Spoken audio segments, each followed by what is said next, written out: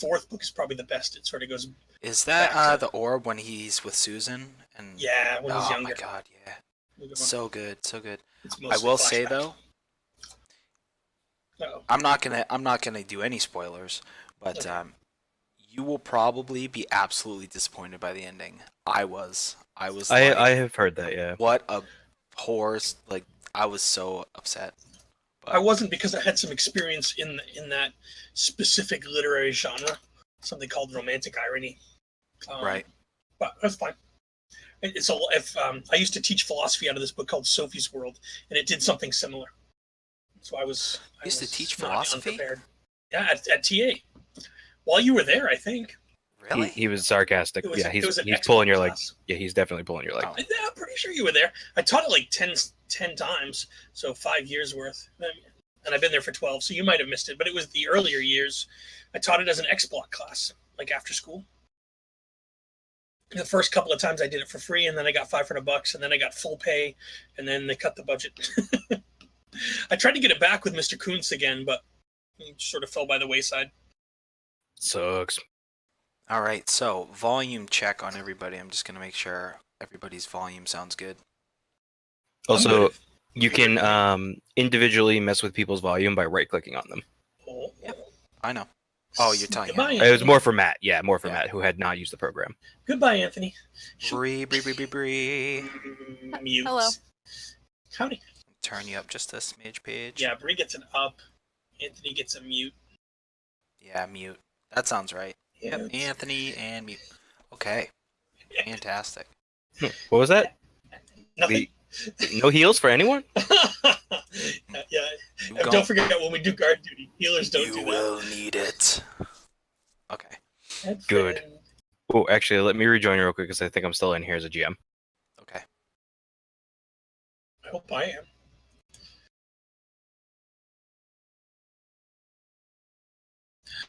You can start. I'm just going to reload the page. It's all right. Boom, boom, boom. Yeah, I've been doing all kinds of stuff with my spells, keeping them handy and making little sort of action combos and just prepping everybody in what category. Yeah, I figured because I'm probably going to be in the heaviest armor, I went a little more defensive with my spells, and I'm going to do some maybe take a little bit more of like out of combat stuff as well. Have that a little more handy. I'm an abjuration specialist anyway, so it'll help a little bit. All right. Not that there's a So lot, but... I have like a super itchy nose. It's like crack. Okay. What the fuck? It's like the itch monster came and it's like, fuck your nose. Alrighty. Did I tell you guys that you had a certain allowance of like funds since you're like level 7? I think I already gave it to your characters because we did a few sessions. Anthony and Brianna. I have 10 gold pieces. I have no idea. I think I still have like base gear. Yeah. Yeah, I gave a certain amount of currency when you guys started at the higher level. I Yeah, think I still just 200. You told me I Yeah. could just take whatever I wanted. Yeah, so if you want to, fuck it. We'll collect it from here. like you can have like Matt, just give yourself like 300 or 400 gold and just if you want like any sort of armor. I mean, you're a wizard, but if you want any sort of stuff, just buy it and say that you have it here.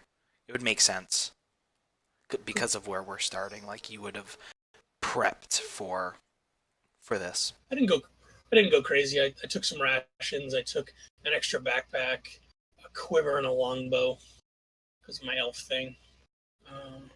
Water skin, chalk, robes, 3 map cases, a bedroll. Nothing crazy because I had the scholar's pack, so it wasn't good for adventuring really. All right. So we begin. So I'm going to skip the pleasantries of how you guys met for now, and you guys just fill it in as we go, or we can go back to it at some point. So and just for Anthony's sake, I was originally going to do like a big time skip, but I decided against it just because I really wanted you guys to go to Durialn, so Sure.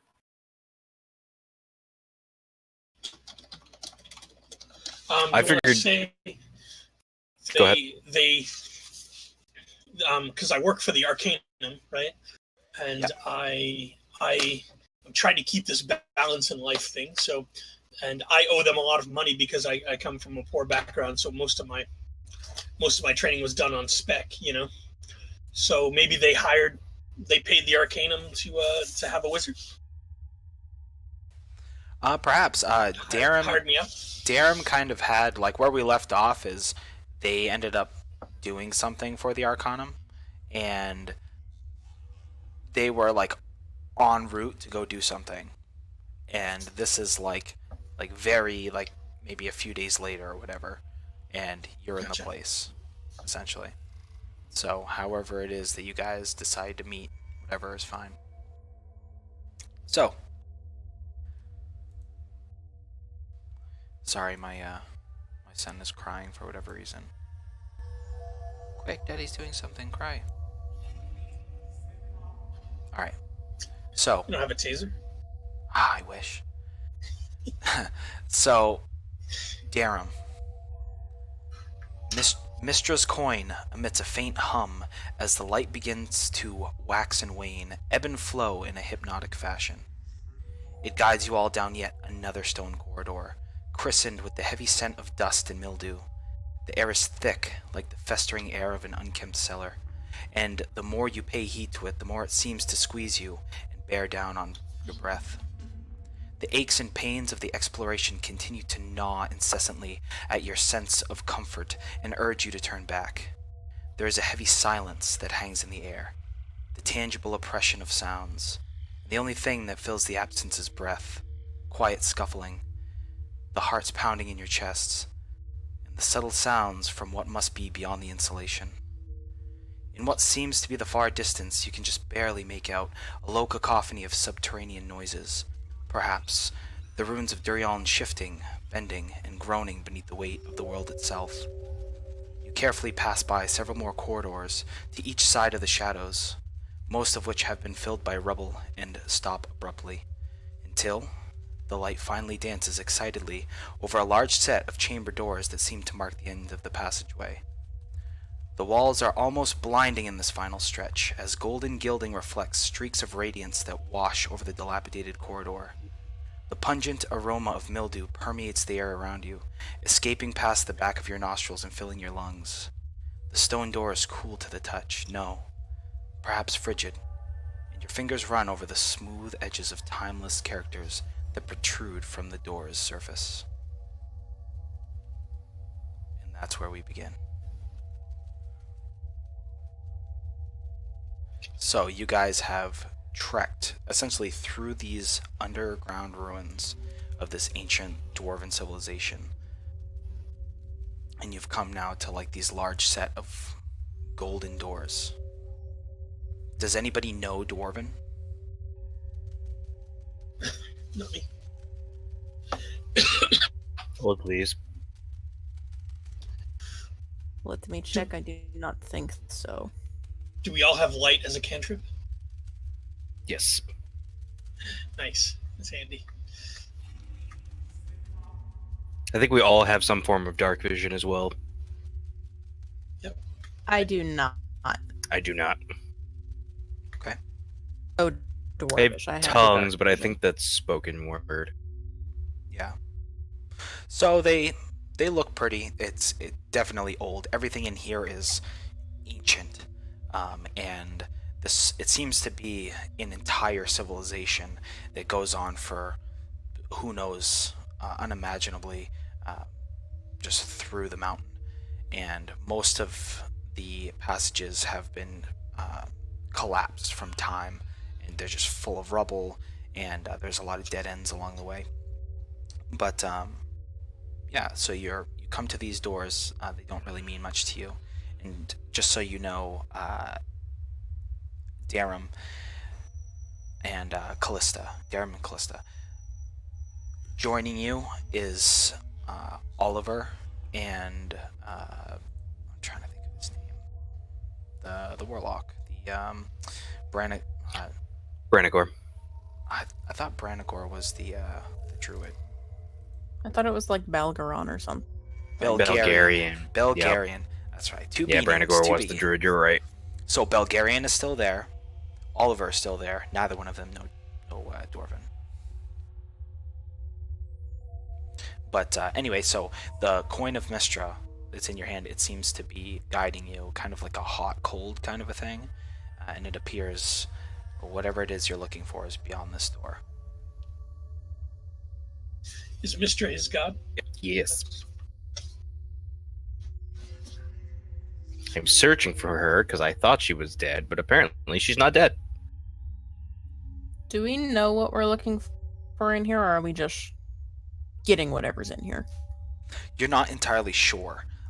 So just to recap a little bit, Darum divined with Mystra, and they kind of like went up and had this little scene, and she guided you all towards Virgil Baron, who's the little gnome guy, and he guided you towards Durialn, which is a ancient dwarven civilization that has been, lost or whatever, and actually the other party from before found the entrance to the ruins. So you trekked down, explored, kind of guided by Mystra. That's kind of like all you knew, is that you had to go down there, and you began following her coin and began to guide you. Okay, cool. The coin is probably what, in the end, convinced me to stay with you guys in my quest for balance in life.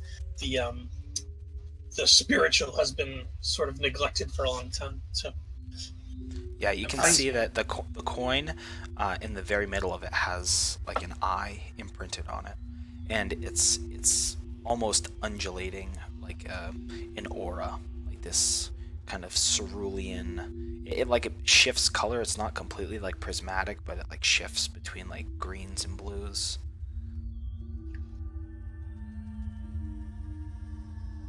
Well, whatever we need is behind that door. So besides the dwarven writing and the cold, do we notice, is there anything else that stands out? No, everything appears to be quiet. It's definitely a heavy door. It's stone. When I said cold, I meant more just because like you're underneath the earth. Like this is all stonework, and it's Oh, no, I got that, yeah. it's like freezing down here just because of the Those were just the two things you had described it as, so I didn't know if there was anything else that stood out. So move forward, push the door in if I can. Can Oliver check for traps? Yes, If that. we can't read the dwarven? Oh, absolutely. Hold on. what race is Oliver? He's a human. I think both of them are human.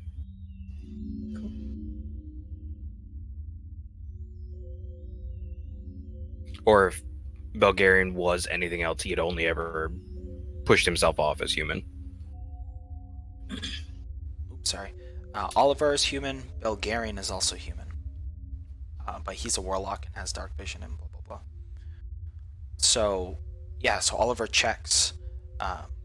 He checks all the seams. It takes him like a few minutes because it's like a huge door. So he does everything underneath the light he has. You guys kind of like hold your hands out and like light the way for him so he can see, and then he gets up and dusts himself off. Pretty broad spectrum of magic users, huh? No, I don't see anything. All right, well, on we go, and I will push the door open, or pull or whatever.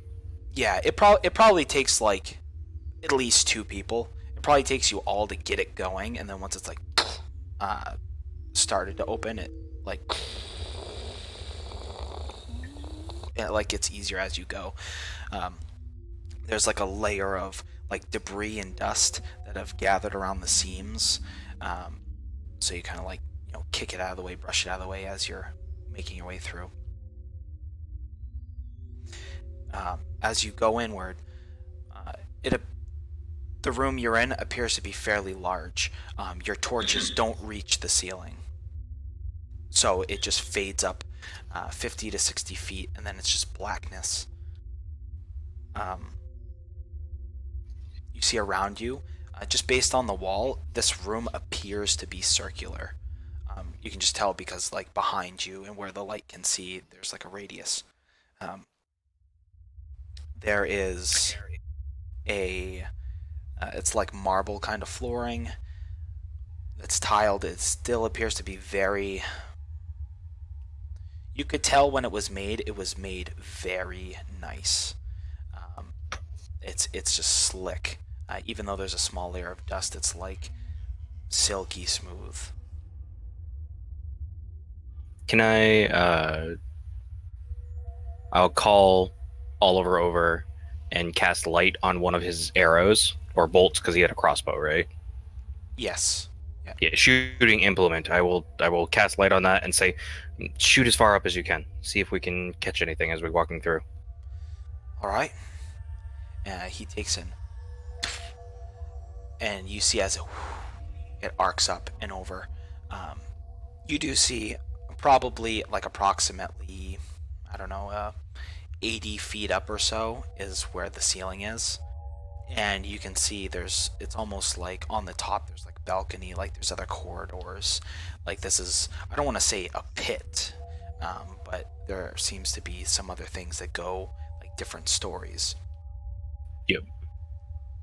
As it comes and it arcs over, you see illuminated in the middle of this room what appears to be, I'm trying to think what the reverse of like a dais is. It's not raised, it's, concave, if you will. Sunken. Yeah. It's Tributary. it's almost like a bowl in the middle. It's not like if you stepped in it you would like and fall in. It's just a very gradual radius. And there appears to be some sort of like words or sigils and stuff. And you see what looks like 3 like stone statues, 2 of which are like completely busted. They're just like in rubble and pieces, and one of them is just like it's like on its side. Besides that, the rest of the room appears to be empty, and it's like one slick marble surface. You said all the statues look pretty busted up? Yeah, all except for one that, like, 2 of them are pretty much like junk rubble. One of them is just laying on its side, but it's not like a pile of rubble. And it looks to be like, here, hold on, let me draw it. So, if here's the circle, there's this one here, and then these are the broken ones. Okay, cool. Now, do these statues look like anything? Like, do they look like dwarf, not like dwarven in make, but do they look literally like dwarves? They are definitely humanoid, but they don't look like dwarves. They're definitely bulky. Okay. Like they have like very bulky hands, and it's only a brief glimpse that you get of them as the light kind of passes over. Gotcha. But just general humanoid shape. Yeah. Yep. Okay. We should be careful. Dwarves are known, they don't like to let people in, so watch your step.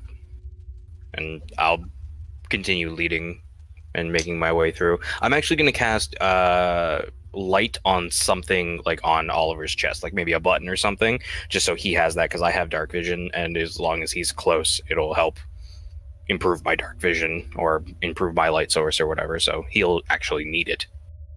Okay. I'm going to cast Mage Armor and link it with Arcane Ward, which is sort of my specialty. We'll have to make a macro for that at some point, but should I just change my AC and my hit points on the token? Is that the best way to do it? It does. Yeah. It's like, if you want to just do that and just like remember to put it back. Also, you don't have to have the. Oh, I see what you did. So you're at a 15. Fill it in the left, or else it'll like give me a bar. In the left. So if you Well, see, I just there's did it. nothing.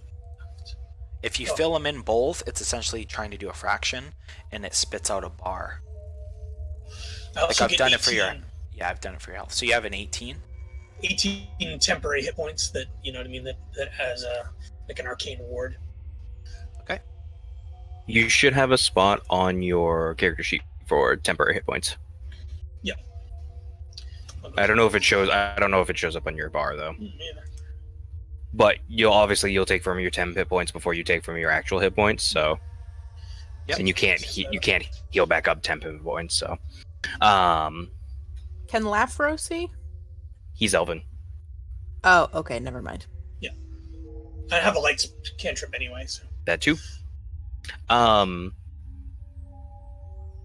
Actually, Darum is gonna stop and say, "Why don't we rest just for a moment? Especially with the dwarves, and we saw some strange runes, right? Was that correct? Did I hear that right? Yeah, they seem to be either some sort of like sigils or words, or it seemed to be some sort of characters. You didn't, again, from this distance, you just briefly could make out there was something. Yeah, so definitely being deep underground and wary some adventurers. I would like to ritual cast. Take the 10 minutes to ritual cast. Detect magic. Okay. Dylan, just to check something, I assume since it's a couple days later, we're like all at full hit points, and I have both of my Yeah. wild shapes, correct? Oh yeah. Okay, Yep. just wanted You're to fully check. rested. You guys prepared. I'll say if there's anything that you wanted to get, because obviously you knew this was coming, you could tack on a few things. No, I'm good. Just wanted to make sure that stuff was okay. Okay. I grabbed some rations and a water skin, but I spent the appropriate gold for it. Yep, absolutely. If he's gonna do that for 10 minutes, I'll make a floating disc. At a ritual as well? Yeah. That's awesome. Just put my backpacks on, you know. Just float around like Yoda. No, it's fine. So I can't actually ride the thing. Oh, that's too bad. It won't move unless it's following me. as you do that, I will ride it then. You see Oliver. He's like starts tapping his foot. He gets a little impatient and he starts like he's just wandering. He's not like being super nosy. He's just like walking around and looking and like, oh, what's going on? So the 10 minutes as you ritual cast, you guys both kind of like within the same 30 seconds or minute like finish your spells, and your eyes, Darum, glow with kind of that same cerulean glow. And again, it's almost blinding.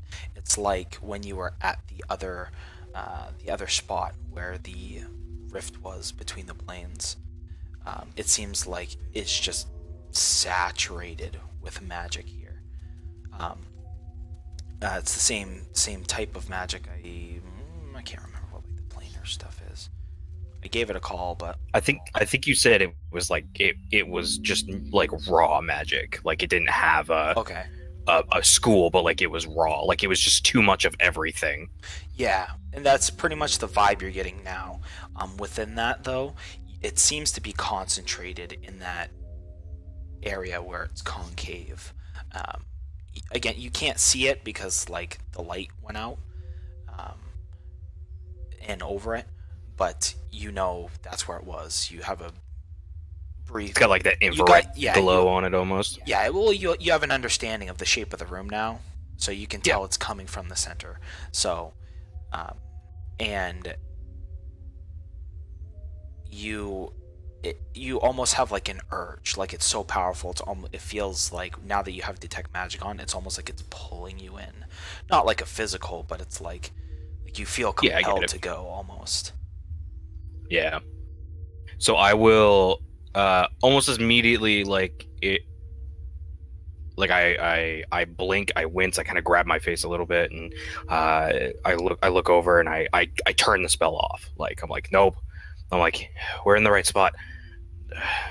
Sorry that for taking so long, but I just needed to be sure. And let's go. Yeah. And so as you do that, you're kind of like your eyes hurt, like as if you had just gotten like bright light flashed in your face, so you have that kind of after image burnt on the backside of your retinas, and you're just like, oh. And as you're walking forward, you just close your eyes for just a second and like rub your eyes, and you hear, ooh, and look over to see Oliver, and he looked like he was walking. The rest of you see he was just walking. He was like walking around, like exploring, and all of a sudden he just like stopped in place, like he had hit something. So he just like, oh, he lurches forward, and he's like, oh, what the hell? And he's like reaching out in front of him, and it's just air. I was like, huh. He walks through the space. Why? Is Is he Anthony walking towards the circle? Like the depression? Yes. Yeah. So you guys are making your way. You see him off to the side do this, and he calls. He's like, "Oi, there's something here. I could have sworn I just." And he's like waving his hand. He's just very confused. He's like, "What is going on?" So he's like, "Oh, well, all right." Is Oliver also over by the circle, or is he just wandering around? He's just wandering around. He's not like he's like a little bit closer towards the center of the room than you are, but he's not like a straight line. He's like off to the side. He was just walking around. And it's like, oh, all right. And he begins to walk closer to you. And as he does that, you can see it happens again. But this time it happens to you, Darum. You're just walking like, oh, I'm going towards the center of the room, and just like, poof, like right in the face. It's like you just hit a wall. You're just like, oh. Ow. Hmm. Hold my face. Is it still in front of me? Like, can I reach back out after like kind of collecting myself? And is there anything there? No, there doesn't appear to be anything there. You like, what the hell is going on? You wave your hand in front of it. It just passes right through like normal.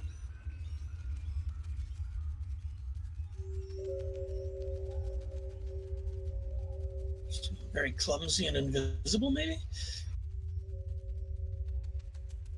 Either that or a house of mirrors. You can feel like a warmth on your hand, and you look down and you see the coin of Mistra is like, it's almost like it's revving up, like the glow is like, ooh, like it's glowing like crazy right now, and it goes like over. Darum has done a.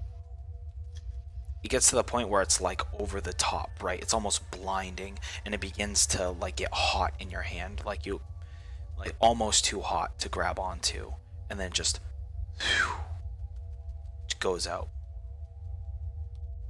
And as it goes out, you hear some sort of like creaking and lurching sound, and there's like a cracking noise, like, and as you look around with your lights, you see what appears to be like the walls of this room have like these light cracks in them that are spidering out across the whole room, like encompassing you. And as you look around, you see what looks to be like a mirage slowly dial down the opaqueness and come almost into being. You recognize this sort of sensation, Darum and Callista, as the same as like when the planes merged in your previous experience. And you can see what you had bumped into. It appears to be like at first a silhouette, and then you see it's just like a set of armor. And you can see there's just a shitload. There's like 1,000 of what looks to be guards in this room. And it is now well lit with like that weird kind of like cerulean light, almost the same shade as the coin gave off. And again, it just appears to be like rows and rows and rows and rows of these guards. Upon further investigation, it doesn't look like there's any flesh beneath them. They just look like sets of armor. and towards the center of the room, you see that the golems have all but faded, except for one that's standing erect. It appears to be in much better shape. The unbroken one? No, it actually appears to be in a different location. Like there was a circle in the middle of the room. There was the one laying on its side here. There was these two that were broken, and it's almost as if there should have been a fourth one, and that's the one you're seeing now.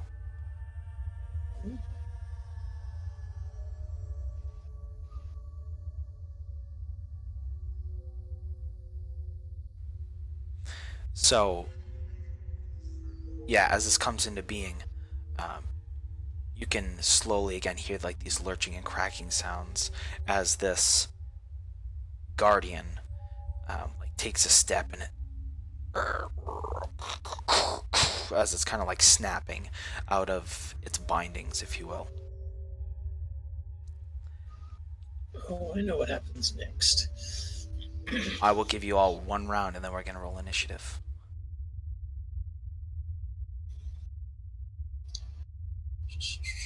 How close are we to these things? I'll place you on a map. So the guards are everywhere. They're like almost every square inch of this room, except for like two main aisleways that are like probably 15 or so feet wide.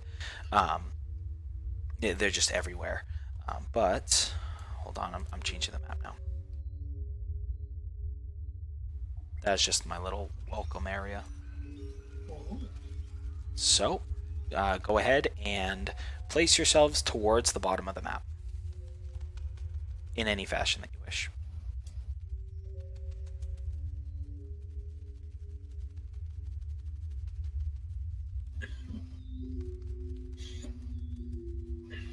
If you drag your character sheet onto the map, it should bring your token out. Character sheet is on a different window. No, it's like the icon. If you look in the journal, go to like where you would have to click to get your character sheet. You just like click where the letters are, drag and drop. Cool. Goofed. So that semicircular area, that's just an outline of where that dip is. There's like 1 million of these soldiers.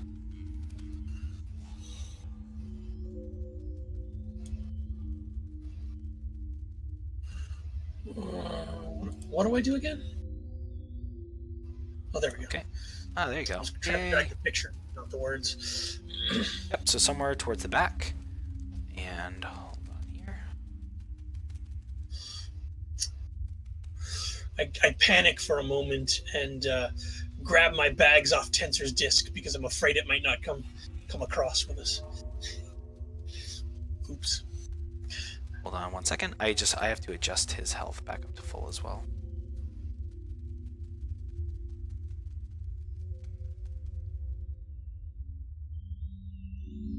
So he was a little bit in front. He's probably like here. Because he was just like wandering around.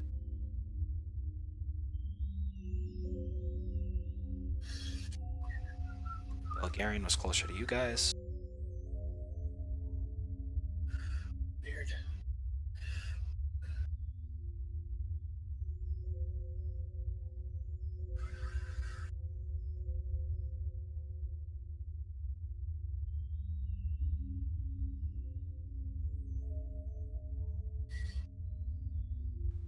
Oh, screwed up his stuff. Whatever, I don't care that much. You'll see. Alright, good enough.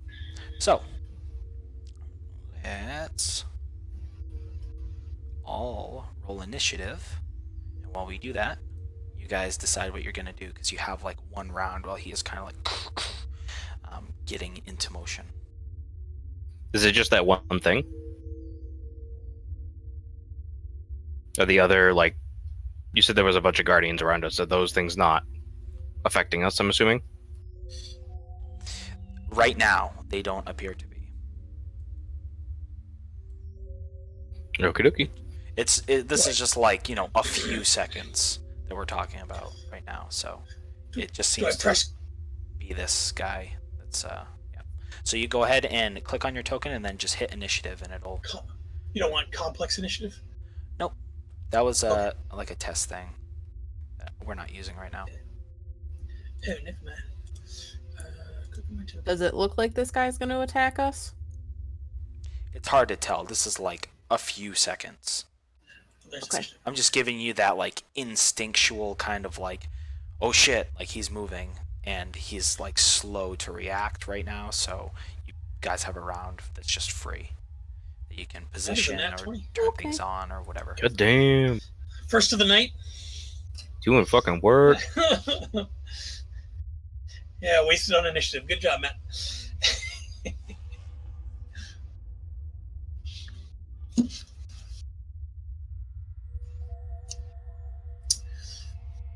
Yeah, get you out.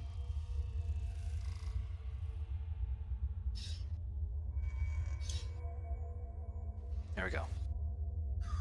So yeah, you go.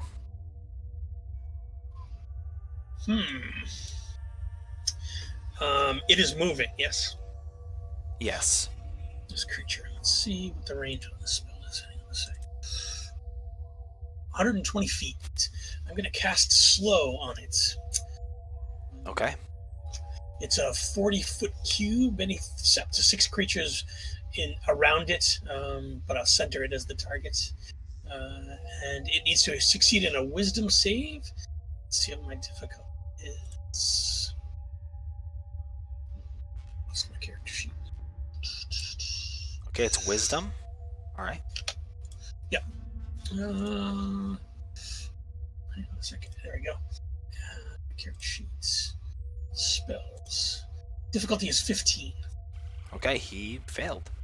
So Nice. you can see as he like he's like trying to like bust out of just like who knows how long he's been sitting, and as he begins to lurch forward, he like takes one step and he's just like in slow motion as he. I should go to my character sheet and press slow so everybody can see what that. Yep, and it's -2 to AC. Yep, -2 to AC. And dex saving throws, can't use reactions. Oh, hold All on. kinds of cool So on an 11 or higher, it doesn't take effect until the creature's next turn. Okay. So you can see it's almost as if he's like, you'll see over whatever the round or whatever, as he's like slowing down. So he's not That's slow if it now. tries to. That's if it tries to cast a spell. Oh. Oh. Okay. Then it cool. takes 2 turns to cast the spell, basically. Oh, that's fucking swell. There's all kinds of cool stuff on that one. I like it. There's a third one. Nice. Okay. So never mind. Yeah. Disregard that. Sorry. All right. Does my sheet keep track of me casting spells? No, So it I doesn't. do it So- myself. Cool. That's cool. Oliver kind of takes a shot. He's like poof with his crossbow, and he runs back. It doesn't appear to have any effect as it just shatters against its hide. Yeah. All right, Bulgarian. Its speed is half. All right, Bulgarian. He goes ahead and wherever his shit is. He does Old Faithful. Yep. He Eldritch Blast. Okay, 1. All right. So 1 hits. The first one just it like hits him in the shoulder, and it just like poof, again, it doesn't appear to have any effect. But the second one hits him as he kind of like smiles triumphantly. All right, Darren, your go. Yeah, I'm going to walk over to Oliver. And I'm going to cast Magic Weapon.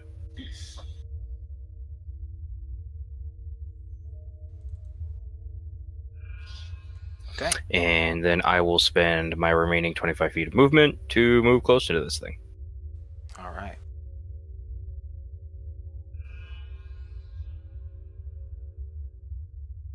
That's me. Okay. So, I can't remember. His speed is halved, correct? Yep. Okay.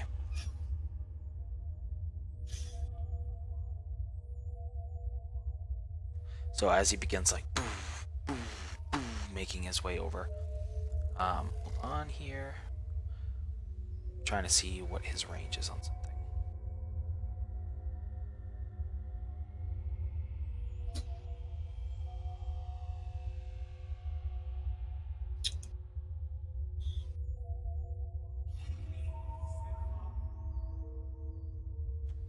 Okay, so in that case, he's just going to. So he's just going to continue lumbering towards you. You can see as his hands in slow motion are just like rising towards the air. And Callista, go ahead. So how long? It just straight up lasts a minute, or he can save every turn, or how does people? Creature affected makes a will saving throw at the end of its turn. Yep. Okay, so 15 is the difficulty. Wisdom save. Sorry. okay, no, it does not make it again. Cool. Great. So Callista, your go. I'm going to cast Moonbeam on it. Okay.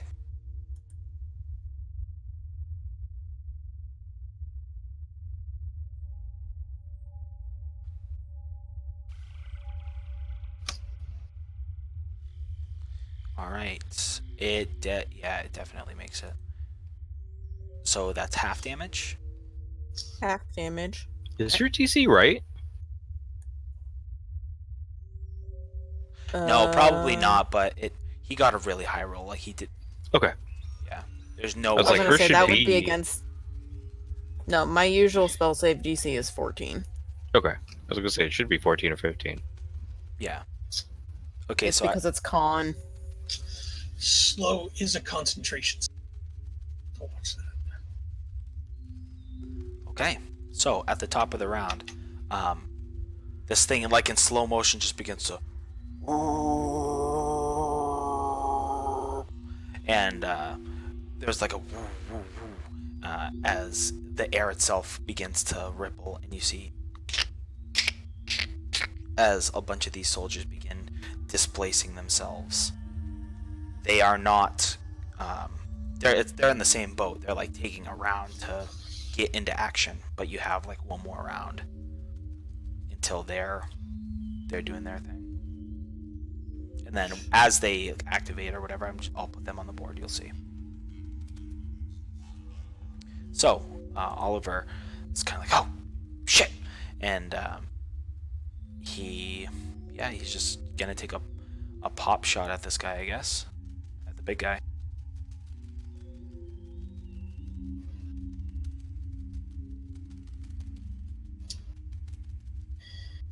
All right, which hits, and that's plus, is it 1, right? Plus 1.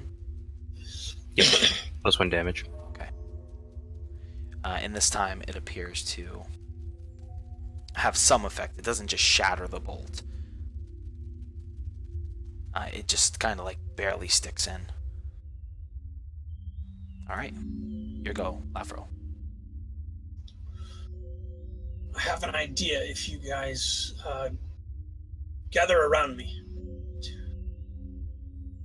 6, I'm going to move here. And I am going to... Yeah, everybody will get a turn before me. I'm going to do... what's it called? Firebolt. I get 2 of them. And it's a cantrip. And range is 120 feet. So I gotta hit him. I get a +7 attack. So roll 1d20 +7. Is that what I should do? If you click on the firebolt spell, it should actually roll for you. Oh, Yep. cool. Let's do that.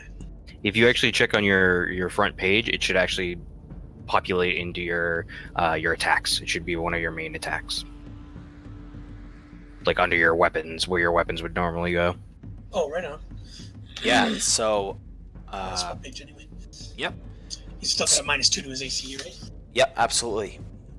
No problem. Like this creature is huge. You definitely hit him, but it's like nothing. It did the wrong thing. It's supposed to be 2 of them.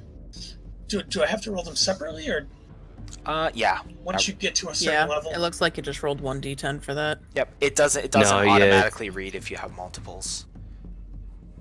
So do I just hit it again. Hit it again? Yep. Alright. Hit it again. Because it's just doing 1d10.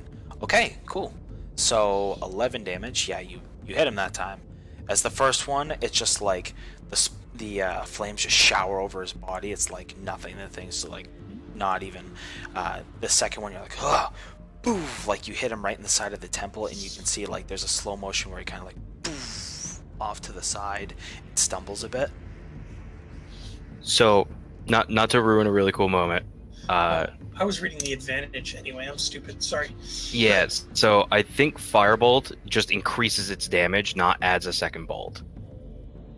I thought it worked Right on. that way as well, but I wasn't gonna argue it. Well, I mean, Okay. but they didn't. But the thing didn't counter it. I mean, think did you it? have to. Hold on one moment. Yeah, it's Yeah, the like, damage Yeah, I'm increases. surprised. Yeah, I'm surprised it didn't increase the damage. Weird. it might be. Hold on. Are you the correct level on your sheet? Yeah, definitely.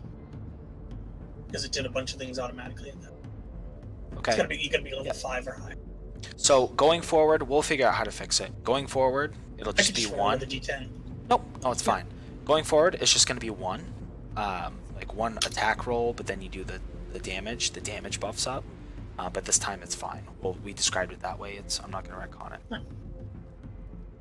So yeah. So next time after I hit Firebolt, I'll just also hit roll 1d10.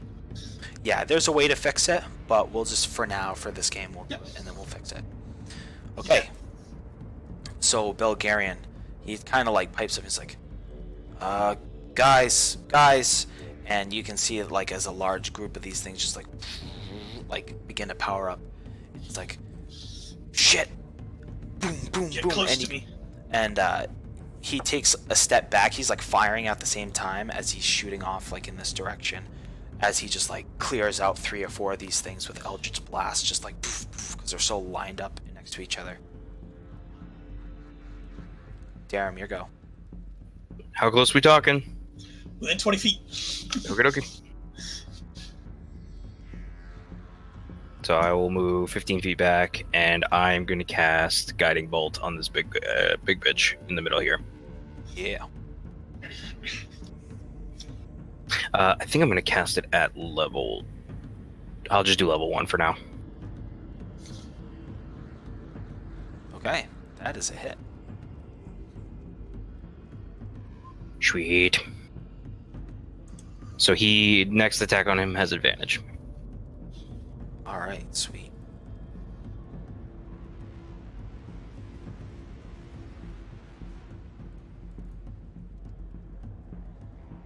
Okay. So, he did not make his thing right, so he's still slowed. Yep. So, 1, 2, 3. So as he lurches towards you, yeah.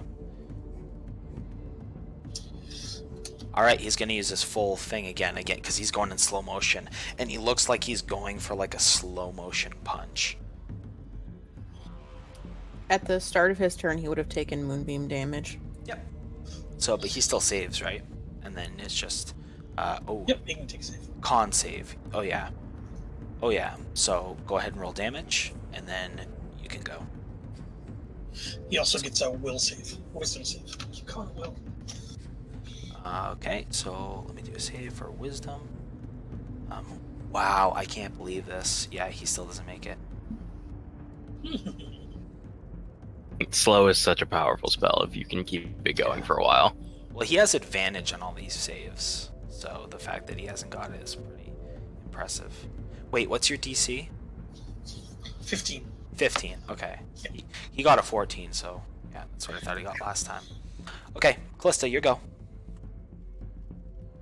How many of their statues are coming alive? Like a lot? Hundreds. It's hard to tell. Like they're completely packed in this room.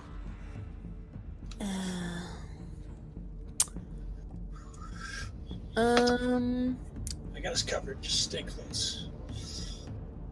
Okie dokie. I mean, you can still do some damage to him if you want, please. Yeah, I was kind of thinking, do we want me to keep Moonbeam up or do we want me to go Spike Growth? Yeah. And I think he's out of range for you to move it towards him. I think you can only move it like 10 feet around or something. And just with the moonbeam, like, because there's shit everywhere, you cleared out probably like 4 or 5 of these things that were standing around him at the time, and it didn't seem like he cared about his allies. Like, when he was walking towards you, he was just like kicking them over, and like he was making his path towards you. Alright, No, fuck I it, can just move it. move Moonbeam around them. I can move it 60 feet.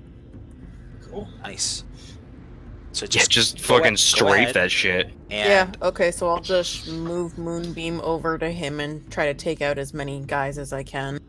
absolutely. What I do want you to do, though, so I know where it is go to Player Tools and References, Spell Area Templates, Radius, and then I don't know what the radius is. It's like 10, 5 feet or whatever it is. And like It plop would it on encompass there. him. Yeah. Where do I go? Where you get your character sheet. Yeah. And then player tools. Player Tools and References under Spell Area Templates.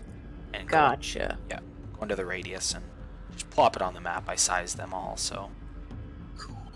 So that way, if you move it, it's like you know exactly what you get. Hey, on I think if you right click the token for the golem deal, you can put like little things on him, so you can remember like we help us remember that like we have advantage for guiding bolt, and then like he's slowed and stuff like that. Right. Put little symbols on him. Yeah, you can. So yeah, that's that. So he's got a snail, and there's a lightning bolt. Show that you get. Cool. That. All right. So Oliver, he's gonna do the same thing. He's just like beating. He's just beating down. He takes steps towards you guys, and he's just trying to take out these minions. I'm as gonna they're- roll the Moonbeam damage again. That'll be for next turn, though, right? Because he already took it this he turn un- when he started. Or is it when you I is it when you start I your turn or think end your it's- turn? When a creature enters the spell's area for the first time on a turn or starts its turn there, so maybe Okay. So Yeah, next turn. it doesn't for the take. first time. Okay, so never mind. Yeah, it doesn't take it Sorry. again. But no, that's fine. So All on his turn. That's cool. yeah, Oliver is trying to like, as these things come alive, he's trying to help form a perimeter and keep them back. He yells out, "Hey, you guys get the big guy." No, motherfucker! I gave him advantage. I know. My You turn? fucker! So concentration. Oh, what happened? Shit. I can't move it. Center it on me. Oh, okay. I'll do it. So I click that and then click where I want to center it. Is that what I did? Just plop it somewhere. I'll help you. I don't think I gave all players access. I'll That make works. sure to do If I drop it on right on me, then that works. So Okay. that's wall of fire, by the way. Let's push that. Okay. And it's obviously the hot side's pointed outward. Yeah. How that works. So, but he does take damage, right? So is there? It's a Yeah, dex save. And which- everybody in it. Did it not? Alright. It didn't come up. How come it didn't show? It did. Okay. It did. Your Oh, it attack. does. Yeah. Oh, I thought the spell was going to come up and show you all the details. Yeah, I think you have to set that in the spell if you want for attack spells. I've got it handy anyway. Okay. So pretty cool. he goes ahead. Yeah, he's gonna save. You just destroy a bunch of Sorry, these I was things. just testing. And anything within. And dexterity save. Oh yeah, no way. So he takes 18. Yeah. Each creature that ends its turn within 10 feet of the outer edge of the wall takes that 5d8 damage, and anything that tries to go through it takes that 5d8. Okay.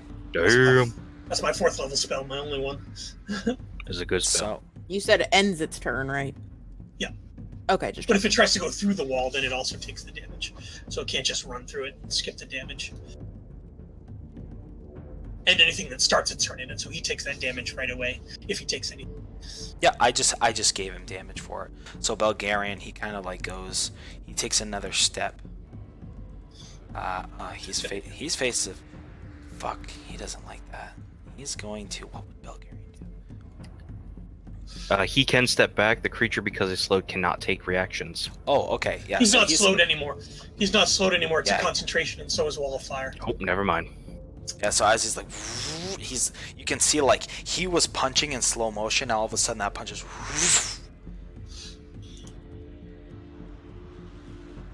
All right, so yeah, Bulgarian seeing that punch speed up is definitely gonna get the fuck out of the way. He's just gonna take a step back, and what the fuck would he do? Yeah, I suppose he's just gonna Eldritch Blast this guy, since the Wall of Flame is there.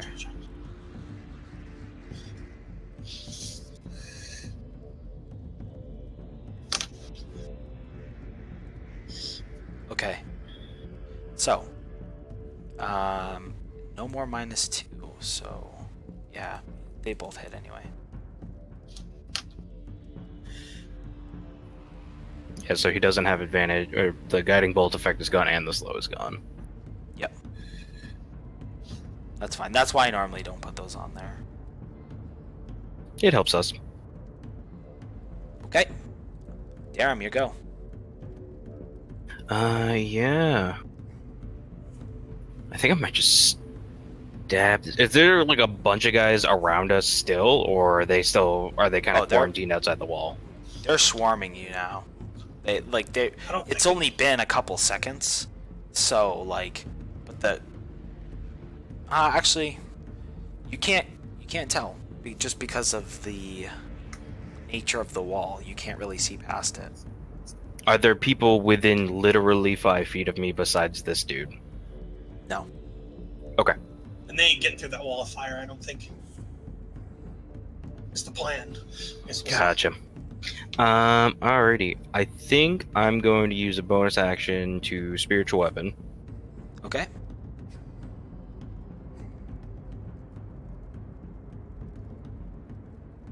I believe that misses, probably. I don't know. Yeah. Again, it's like hitting the side of a barn. It doesn't hit it in the right spot. Like this thing. Do you is have a spiritual weapon token? Hold on. I've been meaning to make one, but I can get one in like 2 seconds. Even if it's just like a little sword or a ghost or something. Spooky ghost.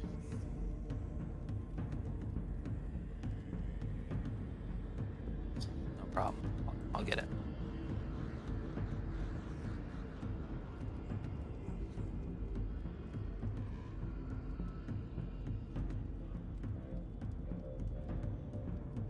Ah, they took out the like thing that you can search from the internet. Oh no. I used to do that all the time. Oh, no they didn't. Ah, that was weird that I didn't see it. Anyway, it's fine.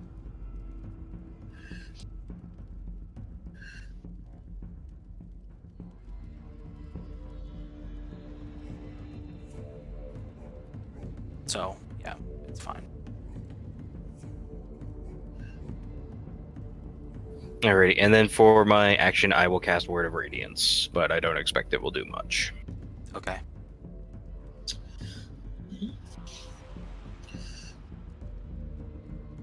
Okay. So, yep. And the DC, Oh, my yeah. DC is also 15, but yeah, Oh yeah, it's I just. Okay, so go ahead and make a strength check, Anthony.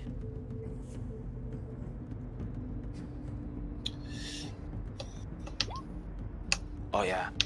So it's pretty much just to see if like there's. Yeah. He pushes you out of the way, like just with his sheer leg. Like you're not in the wall of flame. He's just like as his punch is finishing, and he hits the ground as everything around him just like again, it's like the air has like this weird shimmer to it. And all of you guys go ahead and roll that moonbeam damage now. Just before I forget. He totally didn't make it, but it's only 3. You can see like there's sizable cracks across his body. Like you guys have certainly done some damage to him.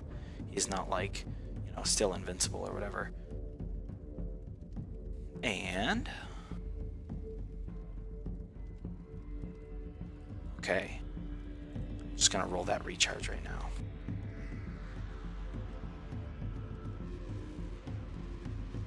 Okay. So, yeah, everybody go ahead and make a wisdom saving throw. This fucker just cast slow on us. Yeah, that's why I was like, oh, you have slow. Can't even took cursor. Saving. Wisdom. Nice. Nice. And these two, yeah. Okay, so, and this is why I said I didn't really care. So as he does that, it's like you can feel like the air shift, and you get that very weird feeling of like the plane shifting, Anthony, as you see Oliver and Bulgarian. They're just like, and they almost get like just blown out of existence. Like they're just not there anymore. Shit. Good. There's like a screen cut short as they're like, you can see Oliver is like guarding himself against it, and he's like, "Ah!" and just gone. Oh shit. All right. Deus Ex Machina. Crushed.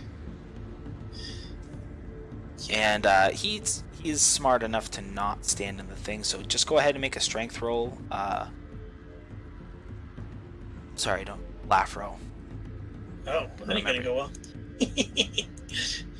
Yeah, no way. He just like, he pushes you aside. You're down here now. Push forward. Okay, good, cool. Take damage or? No, it's just like there's no way you're stopping him, so you just like feebly put your arms out as he just like pushes you. What if I back. just relent and move backwards? Yeah. All right, Callista, here you go. Can I cast other spells that aren't concentration while I have a concentration spell? Yes, you can. Okay, just wanted to check. So I'm gonna use my bonus action to move the circle over onto him just so he keeps getting that damage. I can't move the circle anymore. I put it on the map layer. Oh, okay.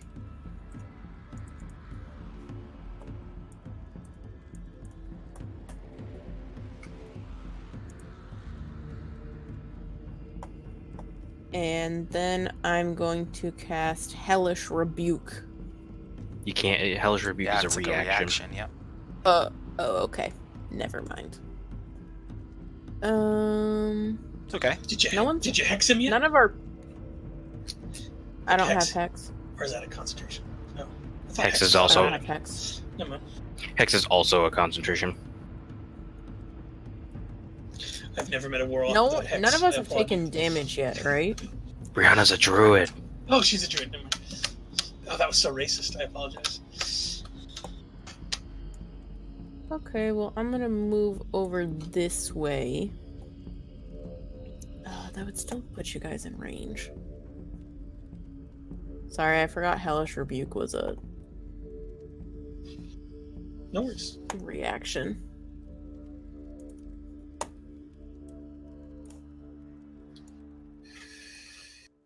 If I do Thunderwave, is that going to hit Lafro also? Or is there a way I can move that it won't? No, it's like outwards from you. Like it's a 15 outward, so it hits him as well. Poop. Alright. Well, let's go Blight then. Sure, we'll go Blight. Okay. So Constitution save. It's not DC 11. We gotta fix that. Oh, hold on. Is it because it's using it based on my con? You can set what it draws. Oh wow! So he got a 1 on his con save. Okay, bitches. Yeah. Whoa.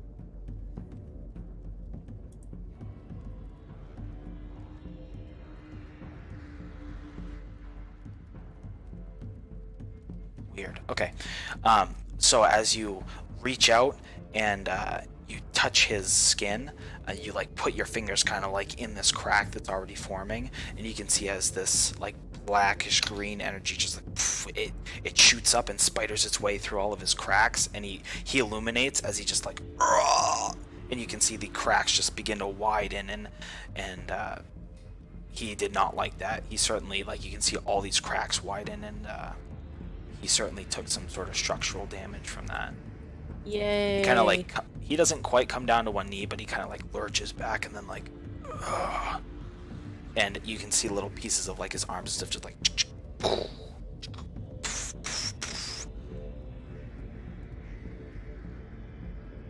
All right, Lafro, your go. I'm gonna flank around him, and then going to dispel magic on Darum so he's not slowed anymore. Since it's 3rd level, it should just end automatically. Okay. Yeah, I'll consider that because the slow spell is the 3rd level. Yeah. That's what the rule says, but whatever. Yeah. Woo! I don't think well, it's because not, it was like an It's not ability. wasn't It was slow. a spell. Oh. Gotcha. The very I thought it was casting spells. it's their version of a slow spell. Yeah, but no, that's fine. So, Darren, Woo! go ahead. Unless it's not magic, then that would work. Oh, it magic. It magic. I don't know, like a poison might slow you, right? So I'm gonna use my bonus action to have the spirit weapon hit him. Okay. Nope.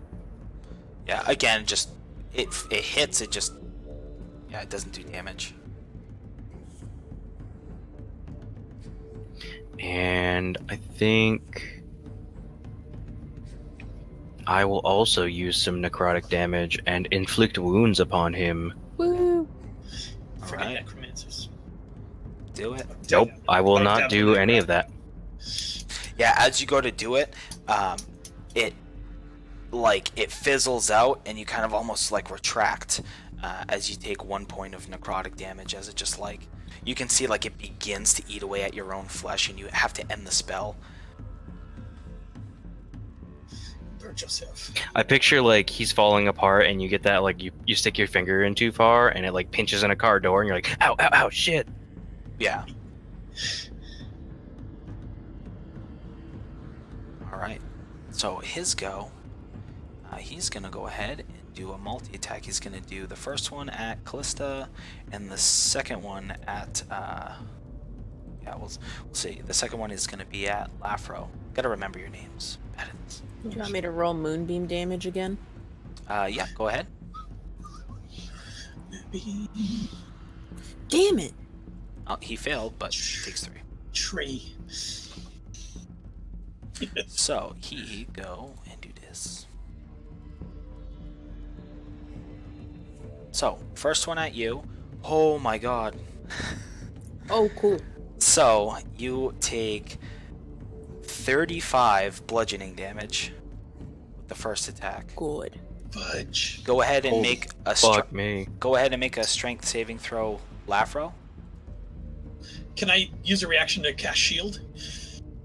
Yeah. Or is that at me? The first one at me? Yeah, but still use your you still do a strength saving throw. Cool. Wait. Shield just ups my AC by 5. It's probably not enough, but I still. Strength saving throw. I ain't gonna miss that. Oh, you would know. You have the choice to, after you see it, then you can do it. You know, so Okay. you don't have to burn it, because you can see from his multi-attack he got a 27. Like, you don't have to burn the spell slot, because you know. Very it. good then. So he pushes you back. For now you could cast Hellish Rebuke if you wanted to. Yes, you could. Cool. Let's do that. So he pushes you back into the wall of flame, like with his body. Yep. So go ahead and roll the damage for your flame, and then you take 14 bludgeoning. As he appears to be like he's just pissed at this point. He's like roaring out, pieces are falling off him like. If I wanted to, could I drop the wall? I would say, given the circumstance, no. Like, you'd have to take the damage. Don't think I want but to then anyway. you can drop after that. you know. No, I don't think so. Yeah. Either way, you're both gonna have to make Constitution savings throws for taking damage. Oh, right. Okay, so what do I do first? I'm lost. So go ahead and roll whatever the damage is for your wall. Okay. Go ahead and do your Hellish Rebuke, Callista. Make sure you minus off your 35 or whatever. Am I taking the 35? I'm so confused about Yeah. that first damage. Who was who? What I was saying is the first damage is Callista. He attacked at you, and then he turned and like he's kind of like flailing at this point. Like he did one at you, and then he's like pushing Lafro back. Okay. I'm going to cast Hellish Rebuke at level 2. Absolutely, go for it. So, it's 14 dexterity. Hold on a second. I'm not sure I take any damage from that wall going that way. Oh yeah. No, that's just. Oh yeah, I do. Okay. He takes the full thing. He is not looking. And now I too make good. a Constitution. He's falling it. Totally. Right? Yep. Correct. Yep. Make a con. Just a check, right? Saving throw. It's a saving throw. I do have advantage on it from You Warcaster. do. Okay, good. Yeah, you maintain. There's a brief second where you think like the spell's about to fizzle out. You can see it weaken, and then you're like, ugh, as you have your resolve and you hold it. So Lafro, yep. So go ahead and you take the damage from the wall. You take 23 damage and make a Constitution save. Okay. Constitution save.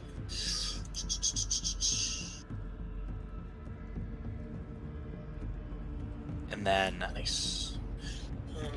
And then from his second attack, whatever that was, 14, you take 14 more. Right. So it's 23 plus 14, which is 37.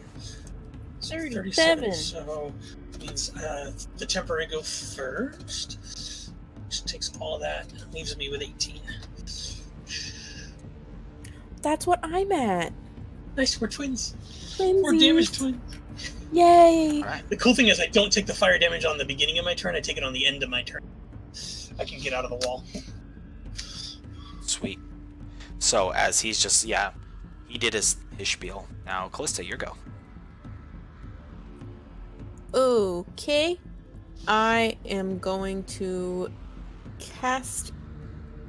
I Do you have that healing totem thing yet? Yeah, I was gonna throw that down. I think my spirit totem. I can combo off that if you want to. That's What straight do you out of World of combo off Warcraft. Her character pretty much is. I like it. Okay. So yes, I think I will throw down my bear totem, and we just assume it's like near me. It's. I think it's anyone in like 30 feet of me. Yeah, a 30-foot radius. Oh, do you just have the bear one? No, I have the other ones. The bear one is the healing one, though. I thought there was like a nymph one or whatever that like did straight healing, or is the bear one? I thought the bear one just gave you 10 hit points. The bear spirit does give me 10 hit points. It gives everyone 10 hit points. Yeah. No, I thought there was a healing one, like just a straight like healing one. I didn't know if you had that one yet. Nope. It's just Never my bear mind. spirit. Bear spirit is fine then. Okay. Do we need me to click that, or it's a very big text? How Is many it hit just points do we like, get from it? Temporary hit points, or is It's temporary hit points 5 plus my druid level, so 12 total. And we would also have advantage on stealth checks, strength checks, and strength saving throws. Wow. So what's the radius? It is 30 feet. Just put him right on the moonbeam, he'll hit all of us. Oh, I made it. So you see it. Yep. So, and what is just 10? Sorry, it's 10 to your max or 10 temporary. 12 temporary. Okay.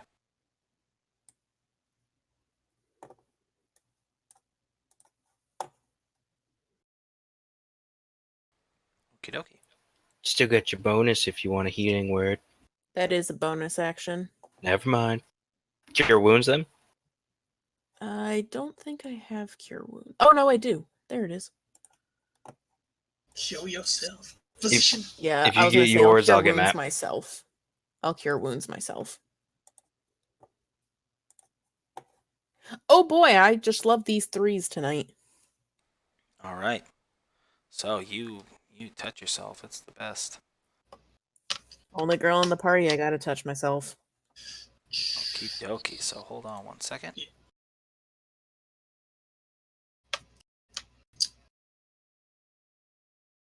Don't forget that one you can cast at a higher level if you like.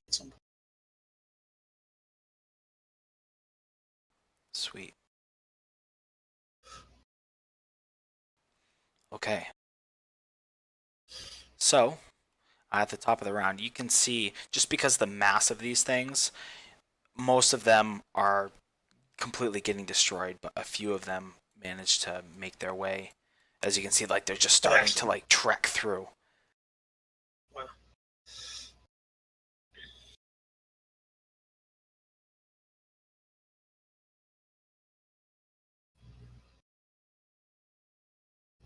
There's not many at this point, and they definitely look really damaged, but they're just kind of like, stumbling forward, trying to go towards the noise, if you will.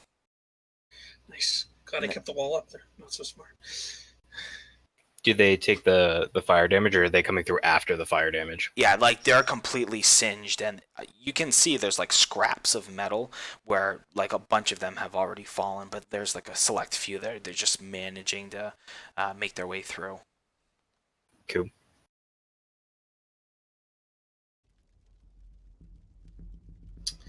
Is it obvious to me that it's the hitting that's the problem, or is it that the damage has to go through like some sort of threshold? Do I feel like magic missiles wouldn't do anything to him?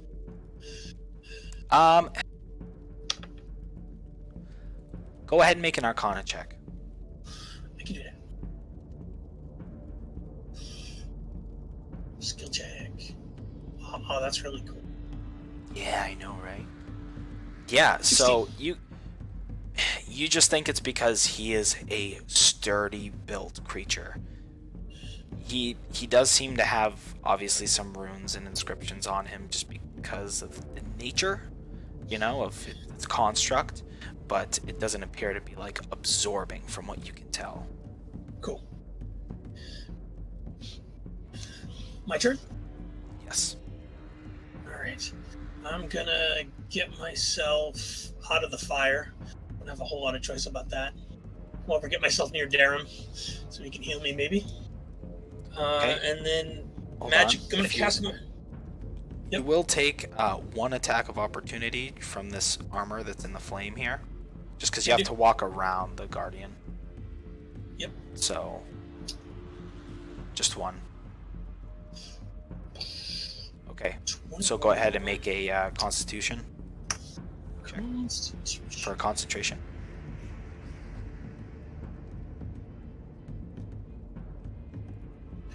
Okay, that's a success. But you do take 8 bludgeoning. 8 off of that temporary. Got it. Okay. All right. And I'm gonna cast magic missiles as a 3. So that gives me 3 or 5 missiles. Yeah, if you click it, it'll ask you what level you want the spell to be, and you can pick the level.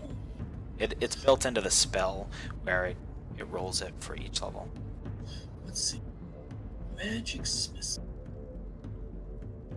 So you can go in the spell book, or you can go to the front page. But it didn't ask you. I did it on the spell book. Is that the? It didn't even roll all 3 of his darts. Yeah. Oh my god, that's really weird. I wonder why.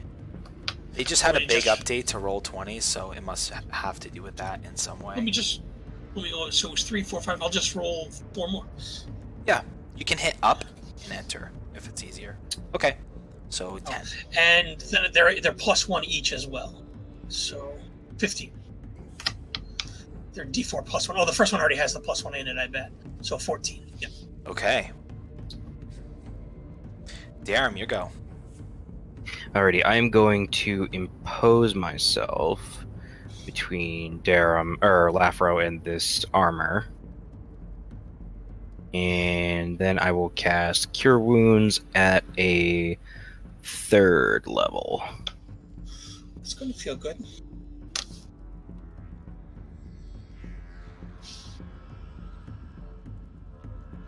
And roll like S. So that's actually a total of 10. Yep. It just separates for the higher and the initial. Oh, it didn't include my wisdom either, so should be 14. 14 total. So it broke some that's 30. stuff on the character sheet, so Yeah. we'll have to go and fix that this week for next week. Maybe just take spells off and re-add them. Yeah, like I said, they just had a big update. They the sheets are like this weird character mancer thing that I have no idea about yet, so it's gotta be something with that. Would my Cure Wounds have had? Yeah, my spellcasting ability modifier. Okay. Yeah. Some spells broke or something. All right. So bonus action. I don't have one. Never mind. Okay. So he's gonna go ahead and roll his recharge. Oh, actually, I'm gonna roll a d20 real quick because I keep forgetting about my my weapon thing. Yeah. I never ended up giving one to Lafro because I'm waiting to see what his niche kind of thing is. Nope, nothing happens. Okay. Did you use your spiritual weapon, or did that go away? No, I didn't use it. Do you mind if I use it, or is it too go late? ahead. I thought you Oh, were that's rolling fine. for it. Cool, Go for thank it. you.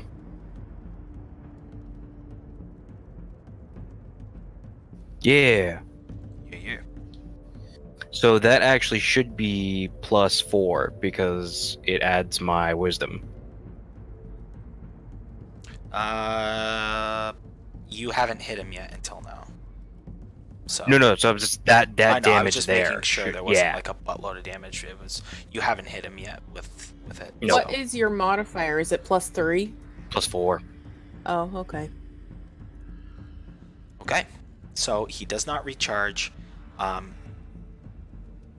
He does not like Lafro for all the butt fuckery. So I'm gonna have you both make a strength saving throw. You do get to do it with advantage. Sweet. Okay. It didn't say Strength? who that was. So who? Yeah. So that the Mine first was one. the first one. Okay. 16. Okay. So you both get to. So he's going to put himself. Where is he? He's walking right here. I'm trying to think of a good way to do this. Moonbeam damage? Yep. Yeah. Go ahead. Do your moonbeam damage. Yay, it's not a So 3. He was gonna move right here. He's gonna do a save. Yeah, he definitely makes it. So if you succeed, you can move 5 feet in the direction of your choice. What was So- the difficulty? So it's just a 15. It wasn't like a. It was pretty much just like, do you have enough to like guide where you're going, essentially. So I'm just giving you 5 feet where you like barrel roll out of the way. Cool. The animated armor does get an attack of it hasn't come back to his turn yet, so he doesn't actually. It's the same one. Yeah, and then he's gonna go ahead and make both of his attacks at Lafro with his slam because he is not very happy. Yeah, let's see what he does. So I believe both of those hit, God, yes. and that is 36 damage. So as he just pummels him like poof, poof, and even like the force behind his fists, you can see his body is starting to crumble and fall apart. Like he is not looking good, for sure. 36. Yes, 36 total. That puts me exactly at 0. Okay. God damn it. So the last thing you see Lafro before the world goes dark is just his giant fist. It knocks you back. You try and hold your ground as you feebly put your arms up trying to like block against it as the second one comes down, and poof, you feel kind of like a slight snap and the last thought is, that's not good, and then it's just out. Callista, your go. The wall of fire goes down. Oh yeah. Darum, I'm gonna take Cure Wounds on Lafro because I'm concerned about what these armors are gonna do to him. Fair. Okay, so you gotta move If up. I don't, yep, I will move up here. Because of you can move Moonbeam as a bonus, right? Yes, So you could probably clean these things up since you have like 60 feet of movement with that thing. that was my plan. Please. So I'm gonna Cure Wounds at level 3 on Lafro. That should be +3. God, I am. Exactly. Oh, that. Yeah, plus 3. So Plus 18. 3, not level 3? Or is it level 3? It is level 3. It's 11 plus 4, and then +3 for my Wisdom modifier. Okay, great. How much is And it? then I'll just kind of take, 18 to you. and I'll just kind of take Moonbeam and just kind of like circle it around the group and have it try to land on the guy at the end, Okay, so the big guy. It's got 60 feet of movement. yeah, well, I mean, you can't like laser turret and get everybody. You gotta put it somewhere.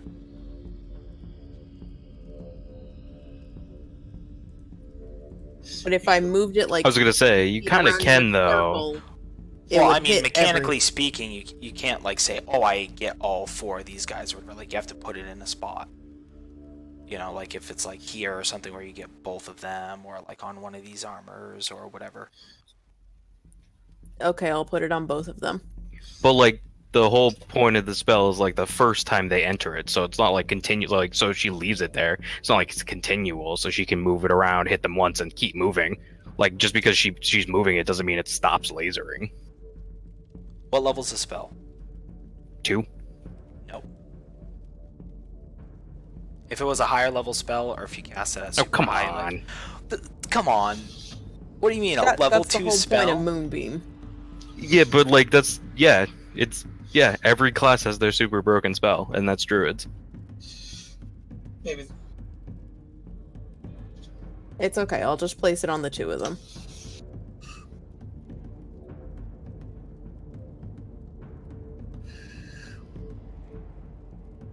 Alright. So they both made. This guy has 1. So you just destroy the armor. The other guy already took damage, so he doesn't take damage this turn.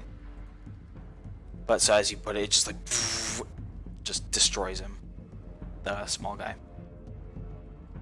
So the animated armor. I'm pretending to be dead. Okay, go ahead and make a performance check. Where would that be? Skill check? Yep. Performance. 14. Okay, yeah. So they both go past. They just go to both of these things go to Callista because they think you're down. And she's the Phase closest. death. So the first attack is a 16 for this armor on the left and this armor on the right. That hits. Okay, so 3 bludgeoning, and then the second one is 21, so both 3. Yeah. And then just make Okay. a couple of Constitution saving throws. Right, and so top of the round, you can see more of these things now that the wall of fire is down that are just beginning to swarm. I think those both fail, correct? Nope, No. 10 or more. Okay. So you maintain. Okay. Yeah, unless the damage is more than 10, right?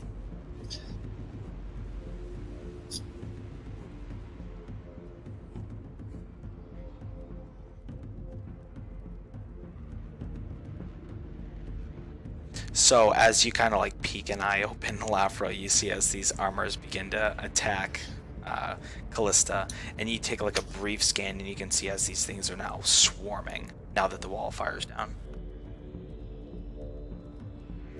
You also notice that because this thing's like right up against you, this construct, the big guy, he looks like very not good. He's like completely falling apart at this point. All right. All right. So I'm going to. Can I disengage? Is that a thing? That is an action. As an action. It's an action, not a movement. It uses your action to disengage. Correct. All right. I'm not going to do that then. I'm going to just roll over and firebolt him. I think I fixed firebolt, so we'll give that a try. And then I'm going to stand up, but I'm going to hit him first. Spells, firebolt. Yeah, I think I fixed it. Cool. Yeah, that is 2d10. Okay. And then I'll stand up, but just put my back to Darum, so let's see what's going on.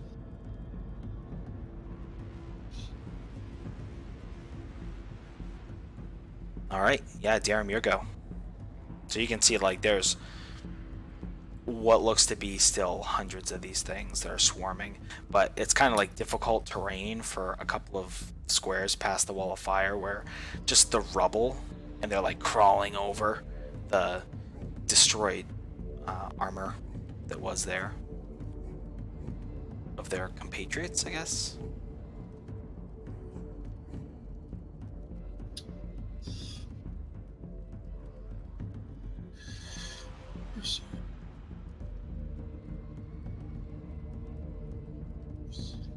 Alrighty, I am going to bonus action spiritual weapon. Okay, so that's a hit. That's 8. All right, cool. That's and awesome. All right, so how do you want to do this? just smash it. Smash, smash, smash. All right, so as the hammer Till comes it's pulp. down, it just like, and it like completely explodes its head as the creature lurches forward for one final thing, but it's still like being hit by moonbeam.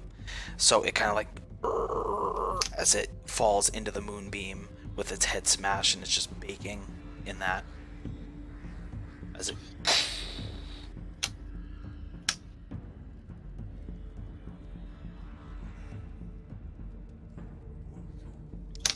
All right. And we still have a bunch of these guys. Yes.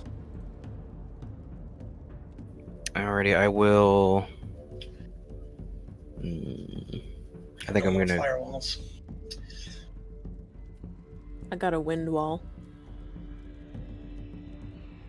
I can take out a couple of them, but not too many. Focus on the guys that are in here with us. Yeah.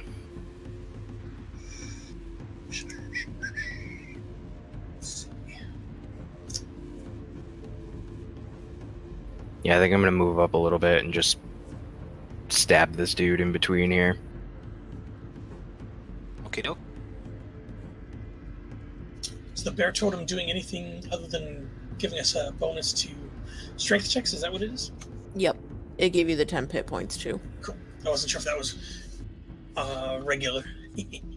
So as you stab down into it, the armor just poof, it like you hit some sort of like core, and the armor just like falls limp, like as the pieces fall to the marble floor. Where am I getting that extra D8 from? The D8 on the right is because it's a versatile, so it's roll 6 Oh, on the that's left, fair. Okay. on the right. Gotcha, gotcha. All right, Cool, got him. Callista, your go. Alright, I will drop Moonbeam to cast Wind Wall. Okay. Which will basically just be, it says I can make a wall up to 50 feet long, so it would be like 50 feet in circumference around us. Okay. And it'll do 3d8 damage to a creature within its area when the wall appears. Okay. So just because these guys suck, yeah, you do that as it just outwards, and you can see like some of these creatures lifting 20, 30 feet in the air as they and just clatter to the floor, all of them falling into pieces. Cool.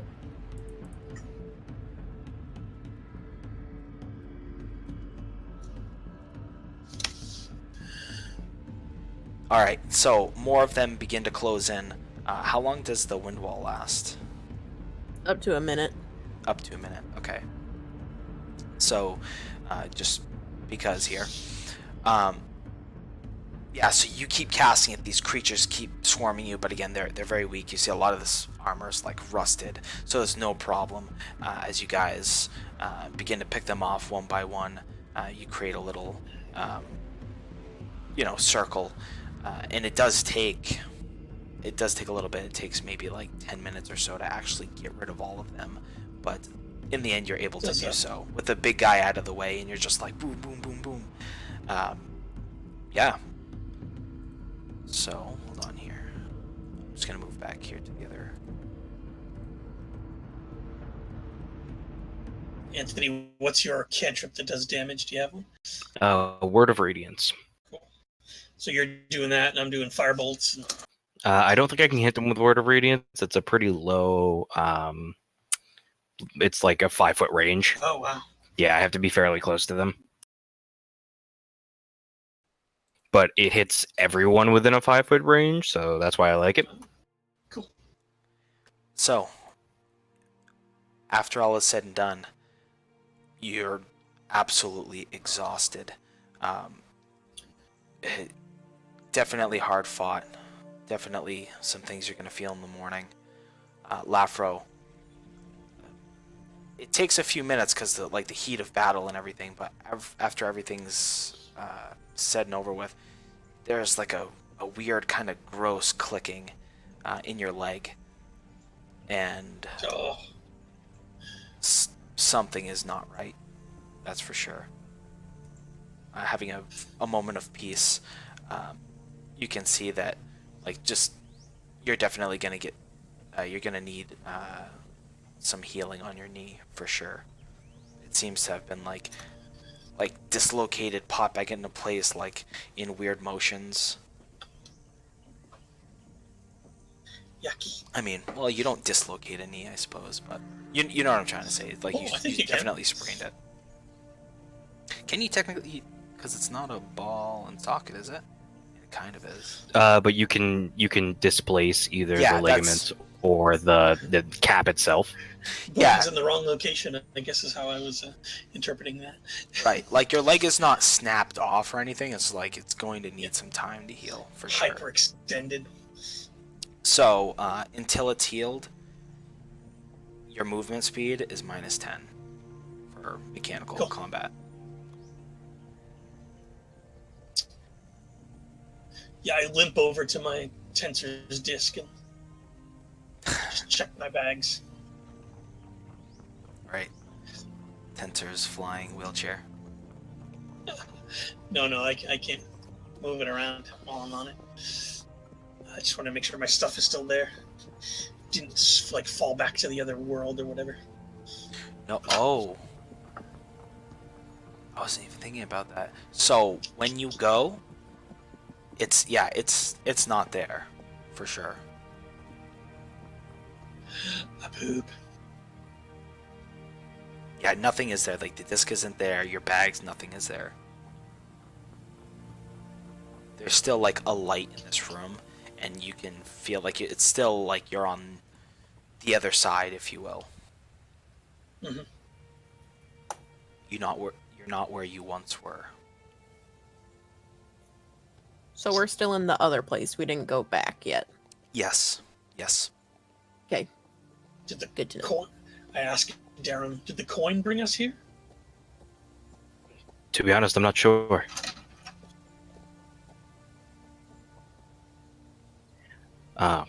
More importantly, we should take a look at that leg. Can I make a medicine check to kind of take care of it? I coyly pull up my robes so you can see my... Yeah, go ahead. It definitely looks pretty bad, but go ahead and make a medicine check. Yep. Okay. So it is not like it's not like it's healed, but you, with what little supplies you have, apply a splint.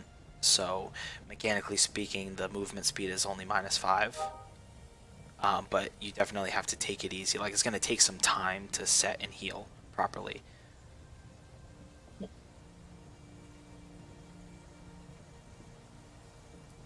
But you certainly make it better. Is it something that magical healing would take care of? Do we know, or You need lesser restoration. It would have to be like maybe over, like if you used magic, it would depend on like the level of healing, but it would still take probably like, you know, a few days worth of spending some serious like healing energies to put into it to make sure it heals properly, especially without any permanent damage. But like if left to itself, you know, it'd be like 4 to 6 weeks. Is your best guess at least. With just no magic, just like, you know, bed rest and stuff.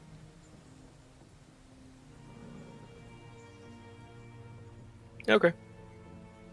Oh, and also just because it's just how I like to run it. Healing in my setting is like it accelerates your body's metabolism almost. So when you heal using magic, it makes scar tissue. It's like rapid regeneration, essentially. So, not that it really matters that much, but just aesthetically speaking, like, you know that to be true. Sure. Scars.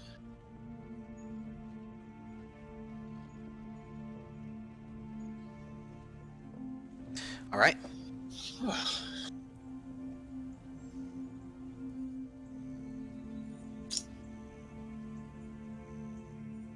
So you're sitting amongst essentially a clearing in this rubble. There's like a giant ring, like you almost have to climb up and over a small wall with all the debris from this armor. Do you have any idea where we are? No, not anymore. Will the coin tell you if we're still on the path? I guess that's assumed.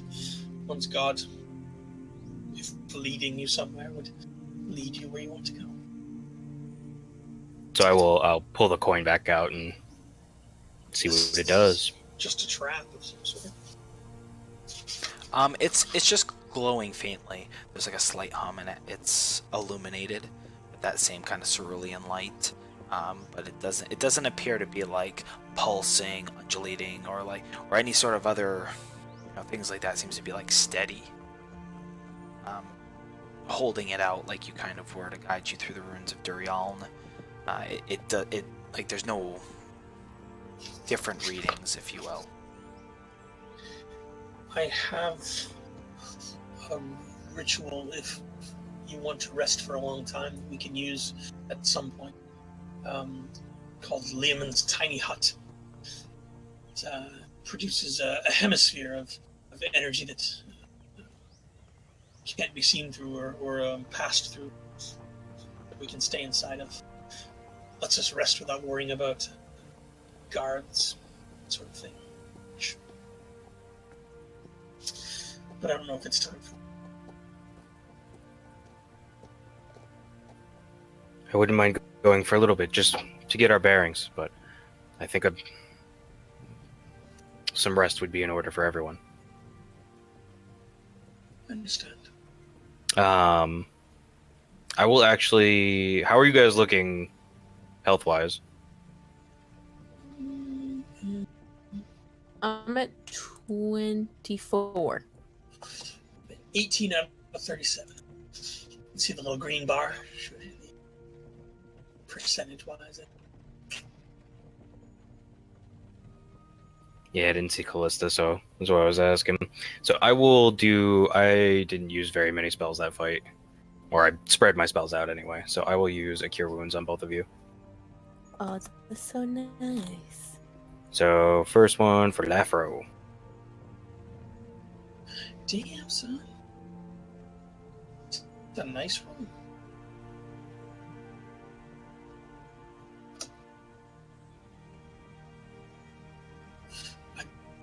Wow. Wow. Wow. 10 points for everyone. It was like the one day I didn't take Prayer of Healing, and I was like, that would have been so much better here. That's okay.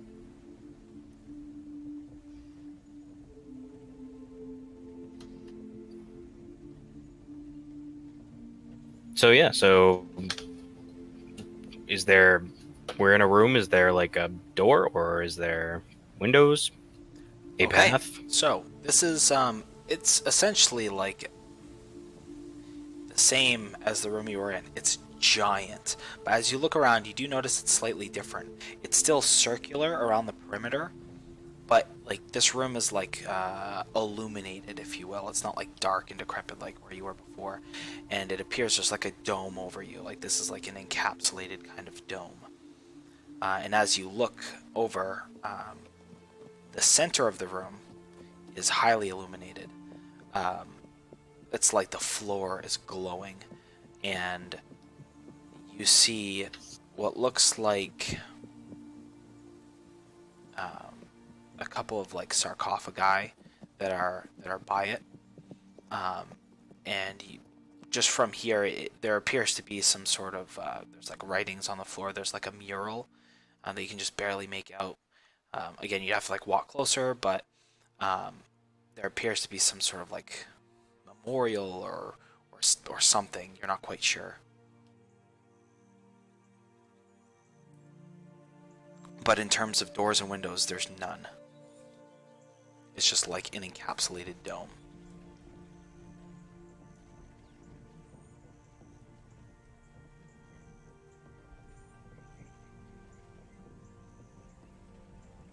Well, it's a fun game, guys. The second GM has trapped me in limbo, so. Hate when There's- that happens.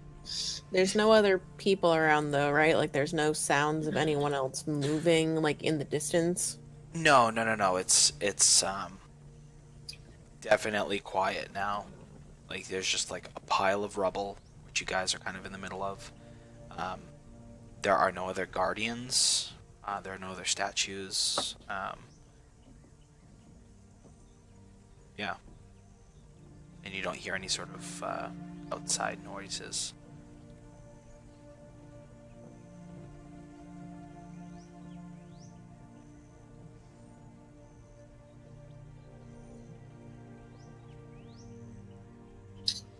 All right. Maybe we do take that long rest then. How about that depression? Maybe that requires a little more.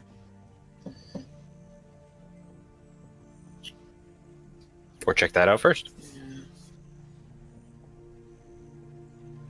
I would like to investigate the depression. I'm feeling it. Yeah, so something to do with our transfer. it's not like small. It's not like 10 feet or whatever. It's like a gradual depression. It's like a 30-foot radius. It's huge. So, standing on the edge of it, you can see, like I said, well, you could only make out like the small edges of it before, but it's like a giant mural, and there is like a closed eye in the middle of it, and all around it, you see like 7 sigils, and they're all kind of like there's lines that are connecting to this closed eye in these 7 sigils, and they're different colored, and they have like some like ornamental, like they're decorated, if you will. There's like a, I'm trying to think here. It's like prismatic almost. There's different colors to these, and that's like one part. And go ahead and make a perception check. Everybody can make a perception check. Can I have the observant feat? Can I just use my passive? Yeah, no, that's fine. Yeah, especially because you're observant. So we'll say, you all noticed My that. I passive just is want, 19. yeah. So, the floor is illuminating, but after a few seconds, you're looking at this mural, and you realize there's also a light coming from above. And when you look up, it appears to be like a mirror image, sort of the mural on the bottom, but up, It's almost like a hologram. It's like reflected, and in this mural, the eye is open, and there is one large sigil, and it looks to be like all the sigils from before. They're all combined into one. And you're looking at this as you're going through. You see these like sarcophagi in the middle, and there are, I should say, some like stone tablets that has the same sort of dwarven writing on it. Darum, as like you feel compelled to go to the tablets. How big are the tablets? They are, I would say, probably a foot by. They're kind of like a little bit bigger than letter paper, if you will. Maybe a little bit more than that, but like B-sized paper or something, like 22 by 17, something. They're like big paper, pretty much. And there's quite a few of them. There's probably like, your quick guess is like 20 or so. And you feel compelled to go to these, Darum. It's like you feel like a hot sensation where that coin is. Cool. Let's pause there for just a quick second. I'm gonna take dog out. Yep. Yeah, let's go ahead. We'll take like a, whatever, like a 15-minute break. Sounds good. All right.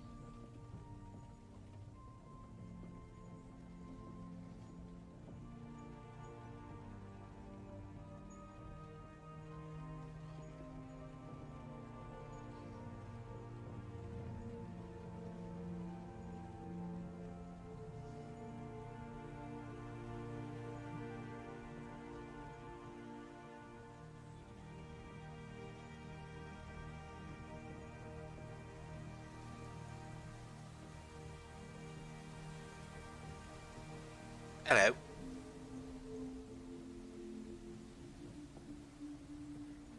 Okay, we'll be all set soon. Anthony just got back inside.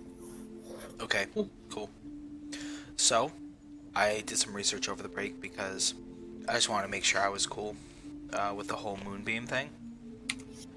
So, and this also goes for other effects like Cloud of Daggers and stuff. It's not meant to do damage when it first comes on. It's only like on their turn. The reason it says a turn is because, like, if they voluntarily like move into it, you know, they take the damage. But, and this is from Jeremy Crawford. You can go look it up.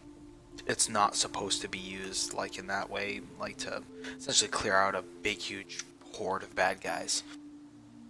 But with that being said, because like if that was your intention to do so, you may choose another spell. I will let you do that. Druids get all their spells anyway; they just prepare them. But yeah, just so you know. So that is the ruling from Jeremy Crawford. Yeah, the wall of fire I didn't read carefully enough either. It says if I put it on them, they get a dex saving throw when the wall appears. Right. Oh, is it And all or that nothing, unit or is it dex just saving for throw. half? Half, yeah. Yeah. So, I mean, I did that. I was doing the dex. Oh, I missed it. Cool. I was doing it for him, although I don't think you did it for yourself. That might have helped. That's only when it appears. If you go into it, Oh, you take the damage. Okay. Yeah. I hear you. Okay. Creature takes the same damage when it enters the wall for the first time, or on a turn, or ends its turn there. I see. Right. The other side of the wall deals no damage.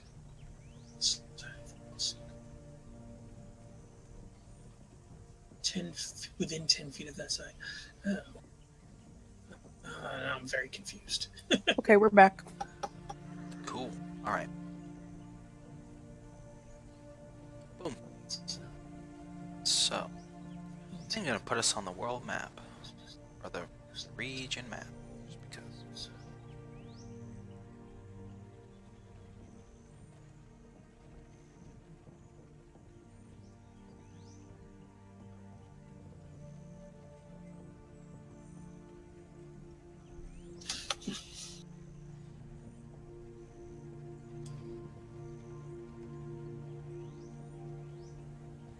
All right. So, did you hear that, Anthony, about Moonbeam? Nope. I I just put my headset back on. Okay, I looked it up, and Jeremy Crawford, and it's like a big thing. It doesn't count even when Moonbeam like first gets shot. And this is the same thing with like Cloud of Daggers and stuff like that. It's only meant to be like when it says like you know, on the end of their turn or the beginning of their turn or whatever it says, and for all intents and purposes, it has to be them voluntarily moving into it. Like if it's another way, so you can't just like laser beam everywhere. But it's also with That's stupid, because that ruins the spell entirely. Not really. I mean, it's still you're Yes, still really. controlling the battlefield. It's got a decent radius on it. Well, not So when not a you huge radius, so you but- have to so let's look at like spiritual weapon comparatively. Spiritual weapon, I can do nearly the same amount of damage because you get to add your bonus to it, and you can use it immediately as a bonus action. Okay, but you can't affect multiple people with it. I wholeheartedly disagree with it. Also, what's the damage on Moonbeam? 2d10. So that's not bad. I mean, that's like equivalent to what, like a 5th level cantrip that you can, you know, do to X amount of people. I don't know the radius off the top of my head what it is. It's just 5 feet. 5 feet. Oh yes, but I mean, you can essentially get 9 squares, and you can, I assume, cast it at a higher level to do more damage and whatever. Yeah, but you basically have to spend a turn doing essentially nothing. I guess, but I mean that's just. I'm just saying, I like, think it makes the sense. wording of the 'Cause- spell moves it, like, when a creature first moves into it. So even if, like, you, like, put it on top of them, it's still a laser beam from the gods. Bzz, zap. Right. No, but it's also with other spells like I said, Cloud of Daggers and stuff like that. It's a big thing. I would argue for them as well. Like, if I move into a cloud of daggers, like, or if a cloud of daggers is moved on top of me, I should be taking damage. Oh, you do. You take it at with Cloud of Daggers though. Like Cloud of Daggers is tricky because it's the end of your turn. Like it's not the beginning of your turn. So like obviously nobody's gonna end their turn in a Cloud of Daggers. So unless they're like locked down or whatever. So that one, like maybe I would be a little more lenient on, just because it's like, yeah, that is pretty lame that it's at the end of the turn. But like, it makes sense, like mechanically speaking, you got to do it like a once per turn kind of thing, and you're still controlling the battlefield. It's definitely good in, like tight squares, and you're essentially getting 2d10 of damage every single turn. And you can do it on multiple people. So to me, that's pretty good. Comparative again to spiritual weapon, it seems like at least equal. Like if you're only doing it on one person, I can see it's like it's doesn't have that much value added, but if you're hitting 2 or 3 people, that's pretty powerful. And we'll agree to disagree then. Well, I just wanted to give it the time to look it up, because like I said, I didn't just want to say no forever. I just want to make a call and then check it out, see what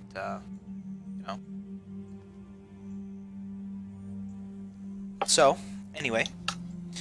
I think, Anthony, you missed it. That he said she could pick a different spell if she wanted to.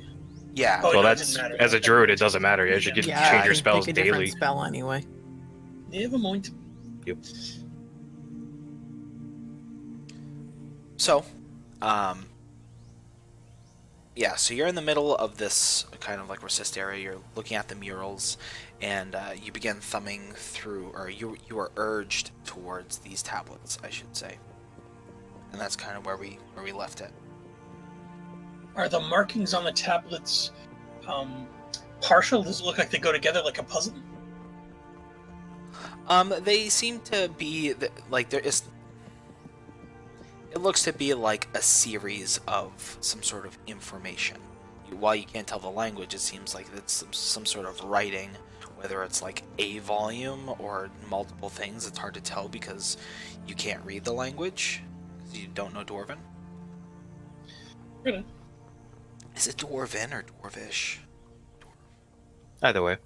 Language Depends of on the whether you're littles. Tolkien or not. Yeah, yeah. Language of the little people.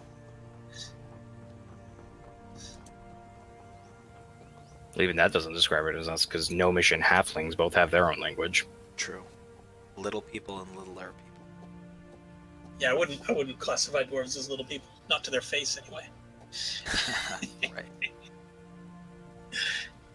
Halflings, they don't mind. That I speak halfling.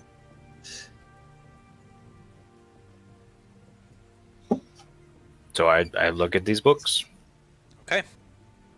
So, as you like, again, you're urged towards them, you kind of like pick them up and scratch your head for a second. You're like, I don't get this. And you hear a voice kind of like in the back of your mind, just kind of like whisper. Schizophrenia. Yeah, schizophrenia. It just whispers, look. And all of a sudden, like, the words form into something illegible. You don't see any other differences. Lafro and Brianna's, he's just like holding the tablets, but to you, you can read it.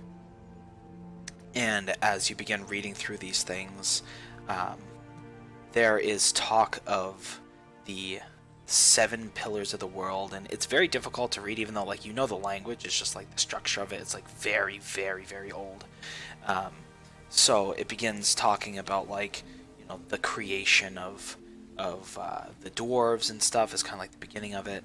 And as you're going through, it's talking about like the Age of Awakening, when like, you know, magic kind of came into being. And it continues on to talk about the 7 pillars of the world, and it also talks about what is, you read it as Odinmere, which is rough translation of one world. And relating it to the murals, it speaks about how essentially all the planes were one world, Odinmere, at one time. And from the Awakening, way back, somehow these 7 pillars were created and separated the planes into their own entities. So that way the mortals could kind of have a place to be. And there's like some small picture chiselings of like, you see like dwarves and other like mortal creatures, they're like huddled together like in darkness, like talking about like the times when it was like the one world and things like that. It's just, it's very like, it's somewhat cryptic in a sense, but you get the gist of what it's saying, and it's just a little dark and ominous. How? I was gonna offer to make a copy, but all of my writing utensils are in my backpacks. So, and you're saying how is it like? Yeah, because all you've explained is that there was a good time that where everything was together, and I was like, oh, okay, cool, and like you're like, oh, it's dark and ominous. No. So what I was saying is, during like what was described as the one world, was there was the picture of like mortal beings that like you see like dwarves, and you see like a taller kind of humanoid figure. It's like a rough sketch, and it's like huddled in darkness, and it's talking about how essentially you get the gist that it was not good news for mortal beings when it was the one world. I thought you said, I understood that the dwarves were just huddled together, and I was like, oh, that's not a bad thing. Like, so I get what you're saying. Yeah. No, it was dark in the sense of like They were overlords, yeah. Yeah. And the very end ends with like just again some ominous like we are Duriel, we represent the dwarves, and it's talking about like some lineage kind of stuff, and then how like Duriel is supposed to be the center of the world if it ever becomes the one world again. Yeah, talking about like Duriel being like the place where the dwarves are trying to build for themselves as essentially like a fallout shelter if it were to ever happen again. I explained this to my companions. And that's where we are now. Unclear. Or is that the world's name? Like our normal world? No, Duriel is like these ruins. It's this location. Gotcha. Like literally right where we are now. Correct.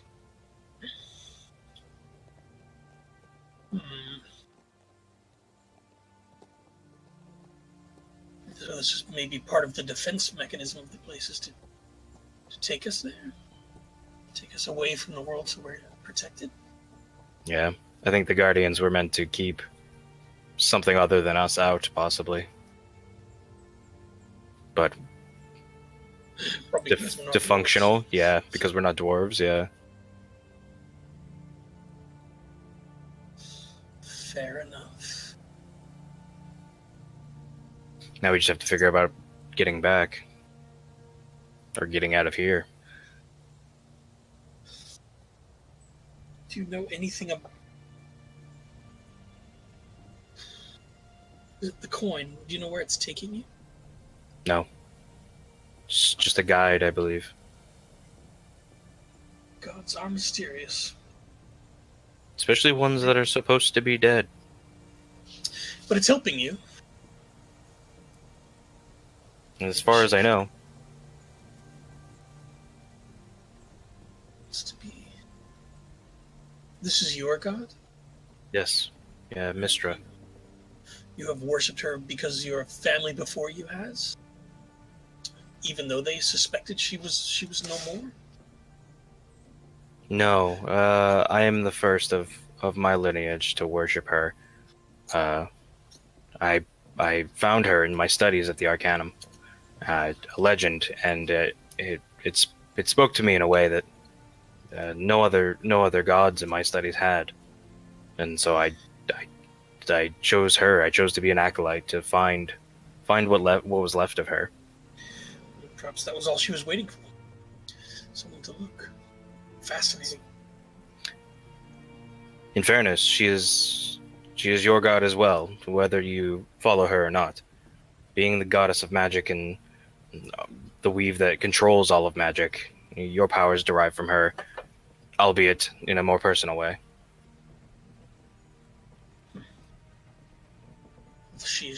You believe her to be the only one? No, but a major one. I see. So her return would be a boost to magic in general. Very much so. Explain the Arcanum's interest in your success. I'm at your service. Of course, a little puzzled, literally, as to what happens next. So there's nothing else in this room besides these tablets and the dome overhead? There are, like, again, in this depression, you see kind of closer to the outskirts of this depression area, there are a couple of sarcophagi. There were these tablets that you had. There also seem to be like some other like gifts that are around the sarcophagi, I guess is the best way to put it. Like you see some like really old flowers that are just dehydrated yet they're like preserved, and then you see like there's a couple faces and stuff like that that are just around it. We should take a short rest anyway before we kick at any sarcophagi.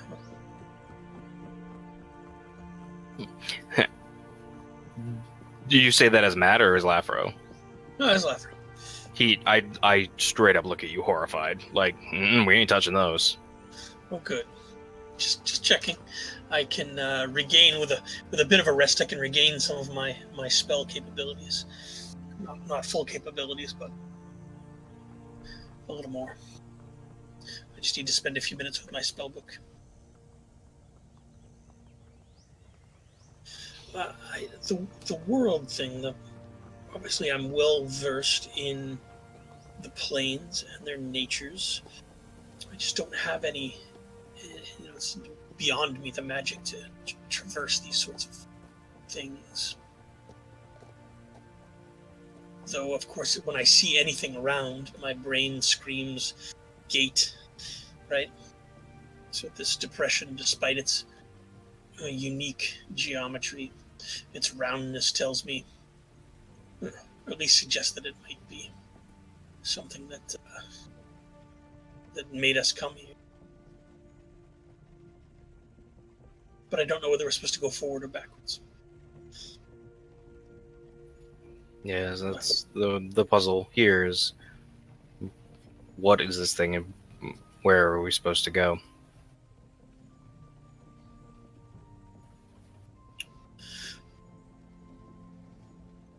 So yeah, I will join you in the short rest. I don't get anything from it, and I didn't lose any hit points in that fight, so more just actually I'll probably spend the time. I'll like tend to your legs some more, maybe set it a little bit better, and just because we've been like walking around probably for however long.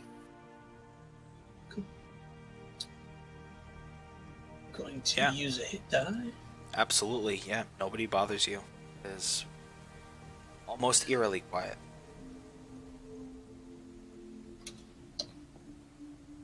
But don't forget, you get a couple of, or I don't remember exactly how many, but like some spells back. Yeah, I I get do? 4 levels worth. Yeah, you get the druids have something similar. It's like Nature's Repose or something like that. Cool. I don't think I do. I don't know if it's because I'm a Circle of the Shepherd, maybe? Possibly.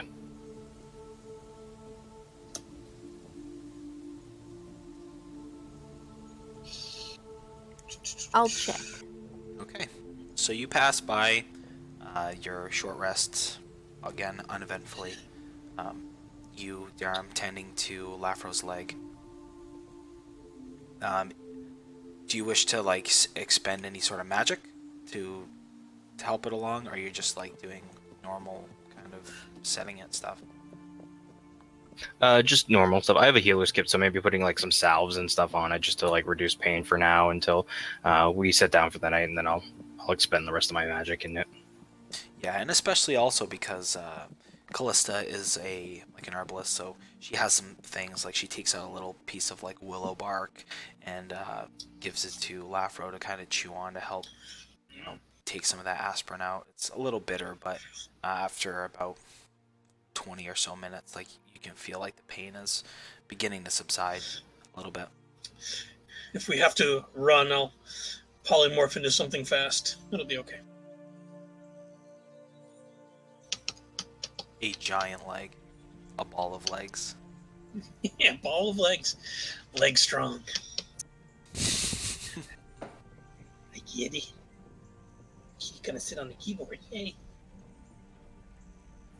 Huh, I can regain spell slots. I think the thing I was thinking about was a Circle of the Land thing, but I'm not sure. Oh, you're right, it is.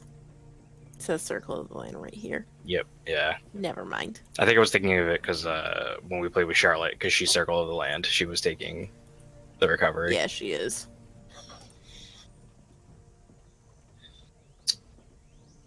We can roll hit dice anyway. Yeah, I can do that.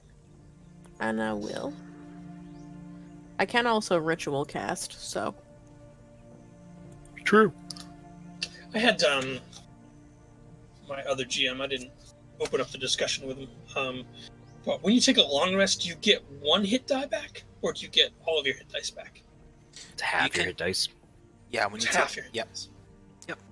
There's also variant rules for healing and stuff. I don't do any of them, but yeah, it's just half, and I always round down.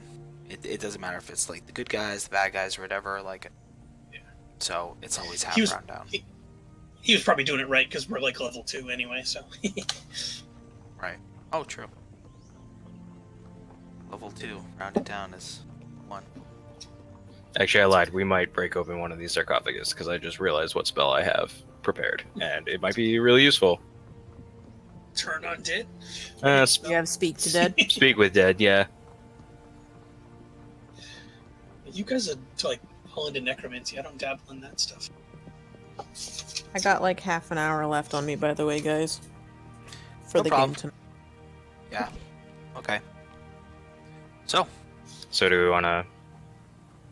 We get up and break open one of these sarcophagi? Maybe not break, but like gently open and respectfully as possible. That is all you, my friend. That's out of my area of expertise. Yeah, I'm definitely I'm going like almost like as I'm fixing your knee, I'm kind of just like you're going over your spells and kind of like chanting your rituals and just to kind of like pray to Mystra to be like, I hope this like gets better and everything. And as I'm like going through my prayers, like I remember which ones I've remembered for today just out of like habit, and I'm like, oh, and then like I go into like a very like nervous prayer of like, Mystra, forgive me, I normally wouldn't do this, like this is not something I may mention like one of the gods of death, like either the Raven Queen or I can't think of any of the other ones. I'll just like I'm throwing out other like gods though, like to forgive me, and hopefully their spirits rest easy and stuff like that. Okay. And then like I will try to open one of the sarcophagi. Absolutely. So you open one up, and you get like, because it's, it's been sealed for so long, you just get blasted in the face with like this scent of kind of like weird like spices, kind of like cinnamon almost, or like patchouli-esque kind of odors that have been long since expired, and it's like just a really weird sensation as you open it up, and you see what looks to be like some sort of royal dwarven. Just make a quick medicine check. I mean, it's bones, but it's like Is he covered in like regalia? Like, yeah, because he's probably buried in his stuff. Yeah. Yeah, so that's good enough. I was just using the medicine check to see. Like, you can tell it appears to be a female. Oh, okay. And Cool. just adorned with all sorts of amazing stuff. Kind of like laying on a bed of these coins that you don't recognize the symbol. They're like different. It's like a different currency, obviously, than what you have. If anything is fallen out, I'll push it back at her feet, and then I will begin to cast Speak with Dead. Yeah, nothing has fallen out. So, as you do that, hold on. Speak with Ed. Including the language is it new? Okay, repetitive. Okay, so you see the form kind of, and then exhale almost like and the eyes open and look at you, the body unmoving, just like in the same pose where it was like clasping its chest. It was clasping at like some jewelry, and looks to you, speaks in an unfamiliar language. I will also cast Tongues then. Okay. So, it's like mid-sentence, like, here. And then, like, looks to you. I will go down to one knee and reverently begin my questions, and I will ask, Your Highness, what is this place? This place is our safe haven from the Odinmere. This is the sacred chamber of Durielna. How did you get here? And you're a human, correct? So I know. Half elf. You're half elf, okay. So she kind of like looks at you and, yeah, how did you get here, elf? Show her the coin. Yeah, so I will definitely hold up my coin and says, Mistra, the goddess of the weave, brought me here. Your time on this plane is short, and I do have some more questions for you, so I apologize again, Your Highness. But how do we get out of here? She just ever so slightly points her finger over and in the direction of the other sarcophagus. Open his sarcophagus. My husband. There you'll find the key.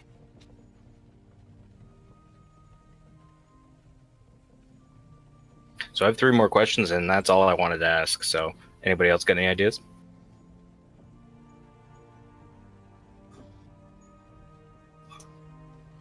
What is the...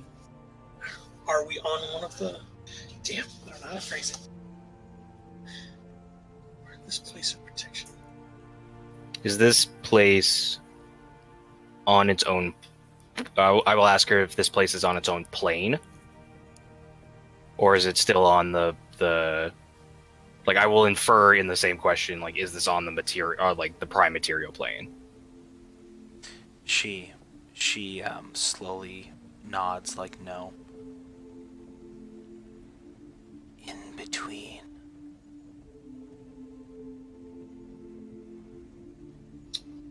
Cool. What else? I will explain to her that the spell says she really can't use this information much, but I'll explain to her that I think maybe this Odenheim or Odemir, is that right? Udenmere, Yeah. yeah. Odemir is coming, may or possibly, or we are being foretold that it may come in the future. Is there a way to prevent it? And she has like a brief pang of like you can almost feel like a tangible worry, but yet her face is stoic. Like she's unable to make those in her form, and she whispers out, "The spires. You must protect, rebuild. When the spires fall, Odinmere will be again."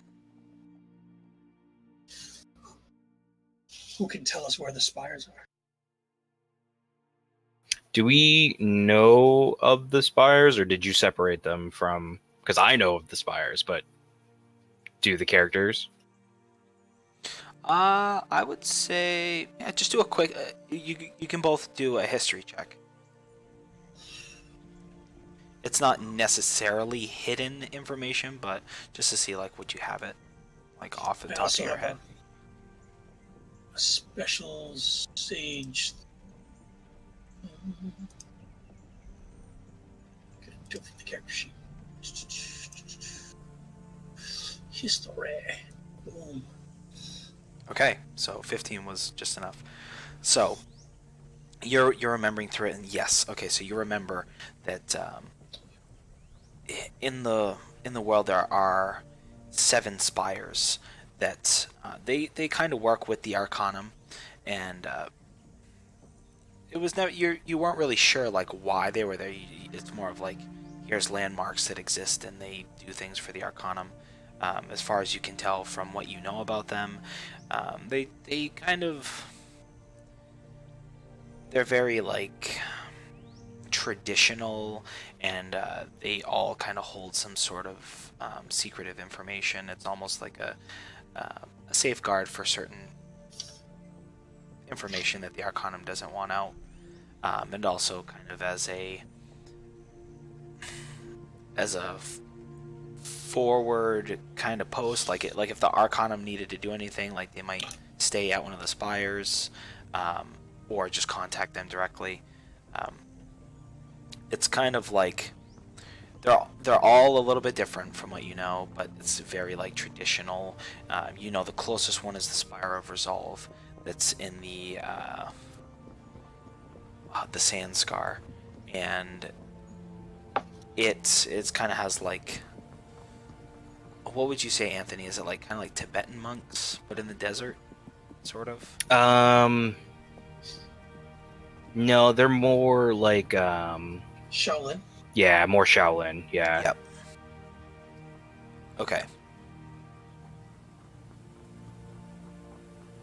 Probably like a mix of like Shaolin, but with like what are the I keep want to say Indian, but I don't think it's Indian. They're like the Middle Eastern guys with a really, really big like like eccentric turbans that like have a bunch of symbols. Is it Sikh? Is that the word for it? Oh, I thought it's like SHI Shakir. Maybe it's like Sheik or something. Yeah. Yeah. But those guys where like it's that like there's a very like almost like a hierarchy of like fighters and but like an honor above Shaolin almost. Cool. Right.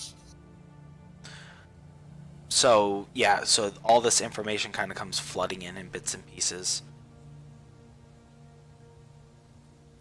And then I think I have one more question. Is that correct, or was that my last one? No, you got one more. Yeah, we didn't ask that because I knew it apparently. Do you want to find out maybe who is threatening the spires? Or do you already know that? I think we have an idea. It's a big thing. And if I had to guess, maybe it is some sort of some sort of immortal entity. But a name would be good to fight after. So, who is there a being or being? Who are the beings that threaten the spires? She kind of like twists her head ever so slightly and abominations, the outer beings, and with her kind of like last bit of like energy that she has, she comes up and like touches your forehead, and you get a brief image of like I'm trying to think, like aberrations, like there's like a beholder, like you see, I don't know if your character would know, probably but, some like you see, unfamiliar stuff, right? Yeah, you see like a bunch of like weird alien things, maybe things that are in books but like don't even have names on our world. Yeah. Like just a bunch of creatures, like they look like totally messed up. Yeah, Cthulhu horror type stuff. Yeah. Yeah. No. My cat's attacking me. Fight him back. Tell him who's boss. And like with the last fleeting thing, she like withdraws her hand, and when Odinmere comes, so do the outsiders. And with that, she just like and goes back to the resting position she was in.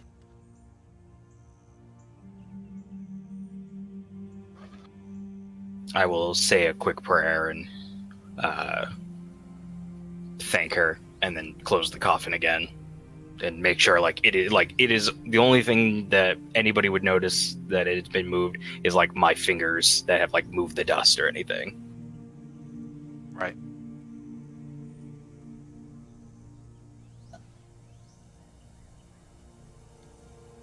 Okay. So we know a way out. Is there anything else we want to do? We want to stay here and maybe learn anything else tonight? Do we think there is more to learn here? Well, how to use the key, I guess, right? Once we get the key. Maybe we can figure that out on our own. Yeah. So we'll check his... I will go over to where she pointed and open that coffin as well. Okay. We have permission this So- time. That's good. It seemed like it would have been hard to follow up how regal and adorned she was. And that seems to be an afterthought after you open this one. It appears to be some sort of male, just again like completely adorned, like over the top, like very like high crown and very like thick gauntlets, and just the kind of like an image of strength and wealth kind of hits you. And clutched in between Glad his the rogue hands. isn't with us. Yeah, clutched in between his hands, he's holding a essentially like a scepter, and the scepter you can see has some intricate engravings and things in it, and it has, I'm trying to think how to explain it, essentially like a crystal head that is, it has like the same kind of energy, the same like cerulean color. And I won't make you do a perception check. Like you can see on the neck is a symbol of Mystra. There's other symbols of dwarven gods as well, but he does have Mystra's symbol on him. On the scepter? Not on the scepter, like on him. Like he personally has like a Like just like a religious symbol. yeah, like religious symbols, and you can see like other ones like Clangeddin and other like dwarven gods, but like amidst all the brandings, if you will, that he has, he does have one of Mystra on him. Yeah. So is it fairly obvious? Like there's no like literal keys, but that this scepter is the key, or is the scepter more of an adornment? It seems to be undulating with the same energy. I mean, like if you think it's the key, like he would probably think it's the key, like however you feel about it. But looking around it, there doesn't seem to be anything different per se than like the other coffin. Yeah. Like he's like laying on a bed of coin, and he's just like very regal. Like he's got all his like fancy adornments, and then he's grasping this scepter. Yeah, that's the thing. Is that Darren's like, oh, maybe that super expensive thing that is obviously probably really important to this guy is not the key, and like so he like searches around a little bit to like more just like he feels bad. Obviously, a key is gonna steal the hell out of this thing, and like feel really bad about it. But like so after probably about like 5 minutes or so, like searching for like anything else, he grabs the scepter and is like, oh, I found it. You know, Are the bodies also well preserved, like the flowers around them? Yeah, they're more of mummified and less just bones. So like they're not plump, obviously. They're definitely long past expiration, if you will. But like the skin is still there. It's just like taut against the bone. Okay. you know, I think they were concerned with preventing this Odinmere, and we need the key to continue their work. But if it makes you feel better, when we've saved the world, we can bring it back.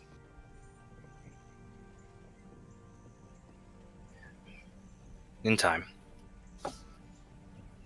I feel bad now, but it's more my own conscience, and the fate of the world is probably more important than some silly bauble. I understand. Grave robbing is not an honorable profession. But we're beyond that. Think of it as archaeology, if you wish. So as you hold it, like it's the coin and the scepter are both like pulsing at the same kind of frequency, if you will. Once you pick it up, they both cease to give off the energy. Like as soon as you touch it and you pick it up, it's kind of like they both kind of power off, if you will. Is there a slot in it we can put the coin in, like a payphone? You beat me to it. I was actually going to ask you, maybe not like a payphone, but like an indent or something. Is this the battery? Unfortunately, no. Not that you see. So, I will suggest that we should hunker down for tonight, and then in the morning we can use this to get back, and maybe we'll find something else in the morning if we think of it.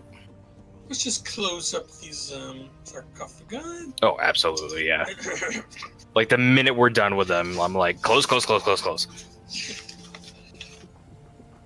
will druidcraft some fresh flowers as an offering for them going through their things for each of the graves.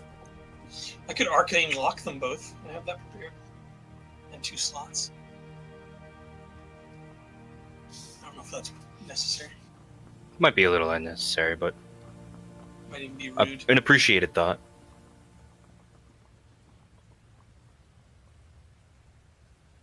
So Okay. yeah, if we're gonna hunker down, I will spend. I have one more level 1 spell, a level 2 spell, and my level 4 spell, and I will spend those all as cure wounds to try to speed along his recovery on his knee. Absolutely. Getting high. Oh Getting yeah, high on if healing magic. if we're gonna take a long rest, I can spend the rest of mine too. Okay. Great. Go ahead and You have 1 super buff leg and 1 normal leg. I'm still high right now. Yeah. You only half skipped leg day. Okay. And then you guys are hunkering down after? We're gonna do a tiny hut. Yeah, in a tiny hut. Okay. Tiny hut. Tiny hut. Pickle Rick. Pickle So, yeah. So as you cast the tiny hut, and you all settle down, kind of against this floor. Unlike the stone from in the other realm, if you will, it's slightly warm. It's slightly soothing, and it continually radiates like um, a like that kind of cerulean light in this middle center. It's like illuminated even more. But you step inside the hut and you find yourself just after everything just nodding off.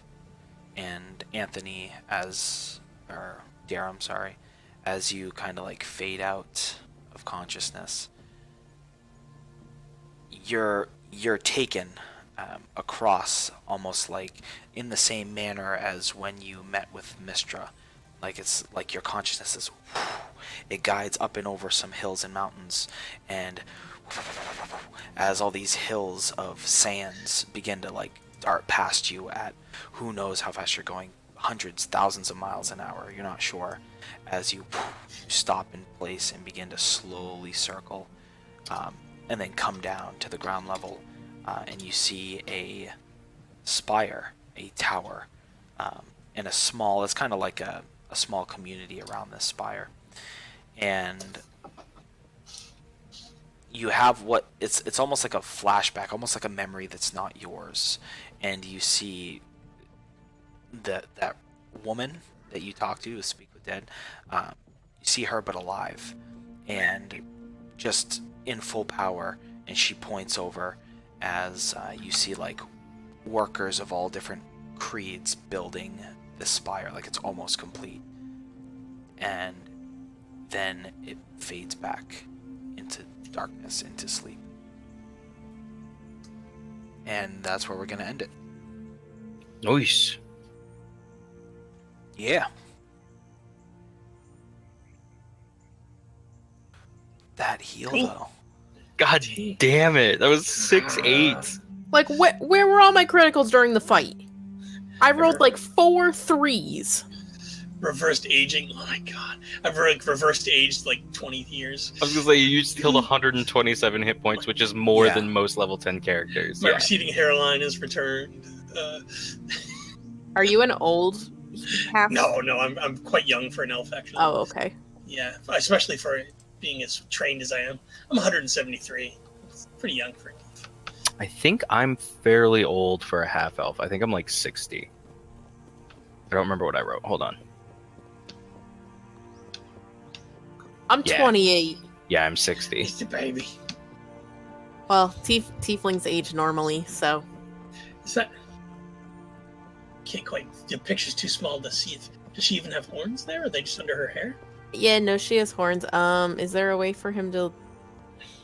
If you go to your top right, you can zoom in on the map, and it might be better. It's either or you Alt can make the and picture Control and you can like, zoom in. You can't do that, I don't think. Journal. Actually, I think I can click on her character sheet. Yeah. Alex actually drew that for her. Oh, Yeah, well, that's different than the Brianna. I was looking at the Brianna picture. Oh yeah, no, that's Durla. Oh, those horns are great. I love the idea of tiefling druid and stag horns. That's super Stag cool. horns, yeah. Yeah, I've never thought of it. Yeah, it's pretty. I like it. I'm gonna ask Alex just to make sure, see if I can put it. I have like a little slideshow with in my other game. There's people that drew like tokens and stuff like that, and I popped them in there. But You should reference HydroWorks, her Facebook page. yeah, well, I did it on the site, like on the my channel or whatever. I referenced her stuff, but if she lets me, I'll use the picture and then I'll put HydroWorks, or I'll have her sign it or something, just so it's very clear. No hood for you, huh? Ever. That's the thing too, is that like I always like when Druid when Druid shapeshift, they always have a piece of themselves. So like no matter what she shapeshifts into, she always has like those big stag horns. Yep. And then if she changed like into a deer, it would just be like fucking ridiculous. I mean, I already kind of like think that it's because on her height she's 5'3", And I'm like, yeah, okay, her person is Not anymore. 5'3", but that's like another foot of antlers on top that she just doesn't count. Like when shaking your hand, I gotta watch my eyes don't get poked out. Yeah, right? You have to Good do one of time. those like super elaborate like backward stepping bows every time you bow to anyone, because if not, you scrape their eyeballs out. Either that or she God. could be like Yeah. either that or she could be like really short. Like she could actually be like 4'3" and she counts her antlers as height. Yeah. Good time. We'll have to remember that wall of fire when we're way the hell outnumbered. Yeah, that was really good. That was really good play. That and the wind wall as well. Yeah, that one wall was good. Both of the Oh, yeah, walls are good, yo. Looking for to pick my spells, every wall came up. I was like, man, I don't need this many walls. Step on my keyboard. Lies, we need all the walls. I don't need all the walls. AOE. Yeah, so sorry to make you waste spells on them. I was trying to use your buddies there as just NPCs, you know. Nah, it's all good. Add a little flavor, so I'm like, oh, they're gonna wish us. No, it was really funny because I was like, I figured where you were going with that, and I was like, all right, well, we'll see how long they stick around for, and then you like had them do a couple rounds. I'm like, well, fuck it, I don't want to fucking fight this thing by myself. So see if they could get any damage in, and I was like, oh, good, guiding bolt will line up right for Oliver, and then you're like, then Oliver leaves, and I was like, son of a bitch. Yeah, it's good though. Nah, it's fine. Oh my plans Especially for if he had recharged his thing, that would have been devastating. Oh my god, yeah. I think I would have also had to use oh no. So I actually have a special thing. I wouldn't have had to use the spell magic. I have Spellbreaker. So if I cast a heal on someone, it's like a mini dispel magic. So it'll remove one thing from them as long as I cast the spell of the same level. So I would have had to do a third level hell. Yeah, it's my arcane thing. Hold on, I'll link it. That's fucking awesome, dude. Oh, another thing. So for Lafro, so I'm just trying to get what like your niche kind of thing is. So if you have any ideas, let me know, and I'll give you your custom thing. So whether it's like I want to control time, I don't know. Well, he is abjuration, so maybe something to do with that. Yeah. Likes me abjuration. Or it could be like a it could be like a very thematic thing, like I'm a pyromancer, I do fire, and it buffs up fire. But it can also be like a personality thing too. Like I made one custom item for a dude that made a monk, but he was like all about defensive style. So I like made it so when he uses a dodge action with his key point, he might regen and it gives him extra stuff and whatever. But so it doesn't just necessarily have to be a already mechanical thing. Like I'll make something cool.